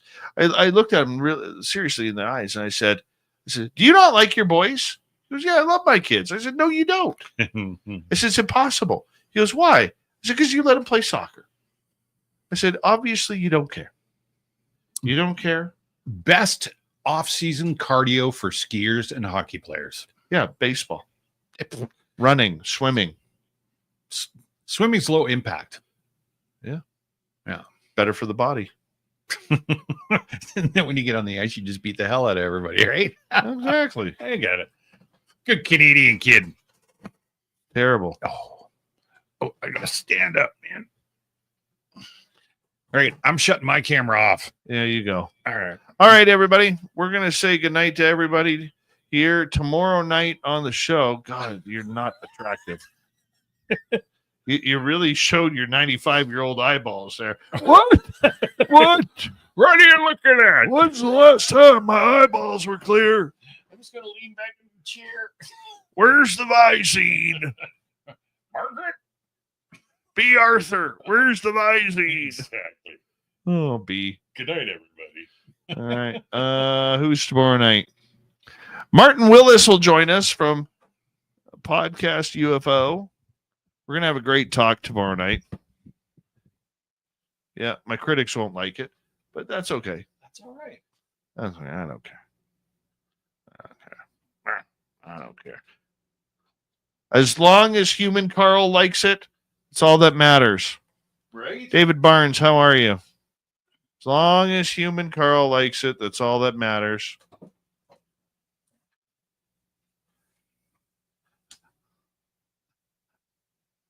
B. Arthur, how can I know where you're keeping your Visine? I didn't think you were still listening. Is he still there? Oh, that's funny. Human Carl's a beauty. He's a 1 in a million. Oh, I love Human Carl. So I'll tell you something that Human Carl does not know. I'll tell you something. Because I know I've pissed him off a couple of times over the years. He's been listening a long time. I know I've pissed him off a couple of times. Okay?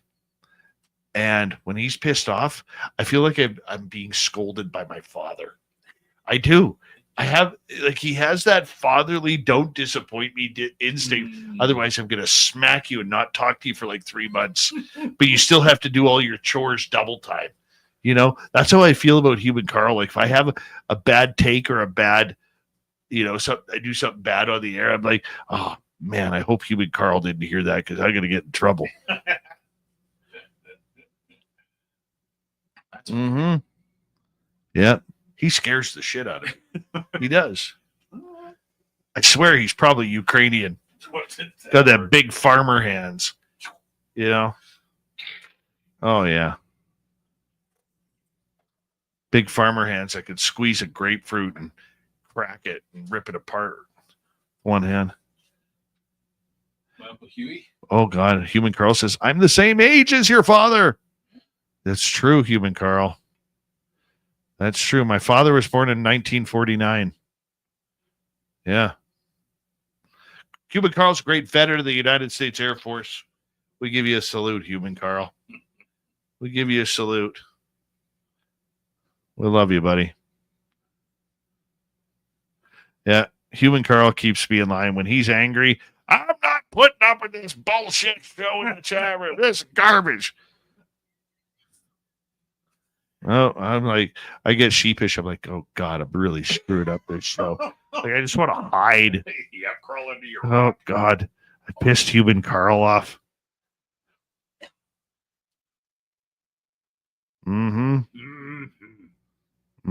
Memorial Gardens, how are you?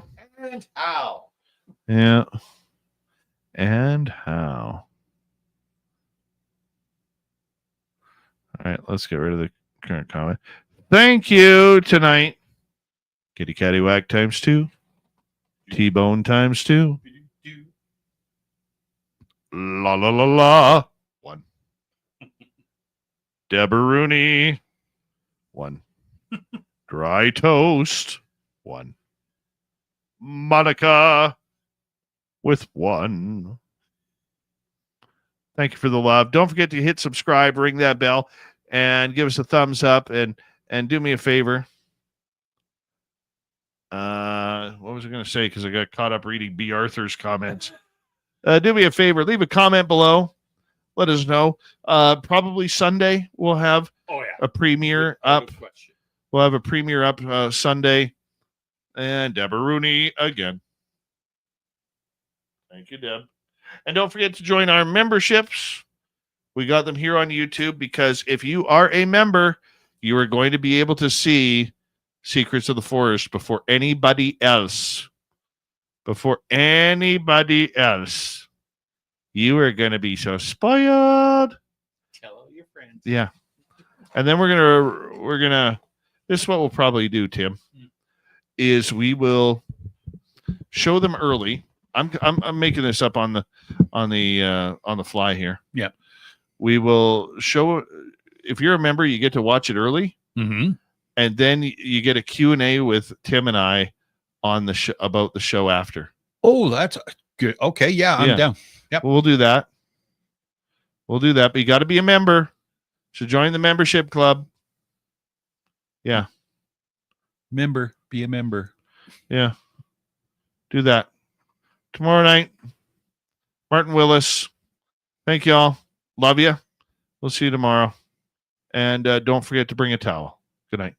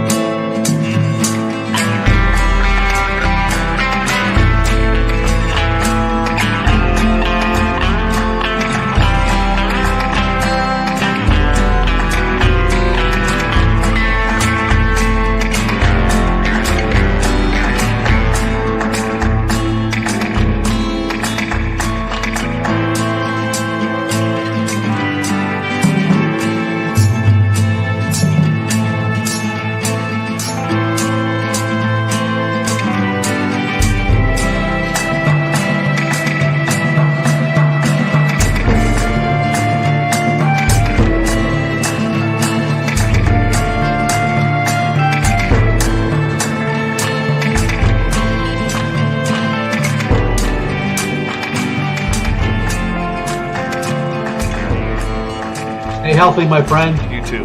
You need bail money, give me a call. Always, Dad. Take care. You too.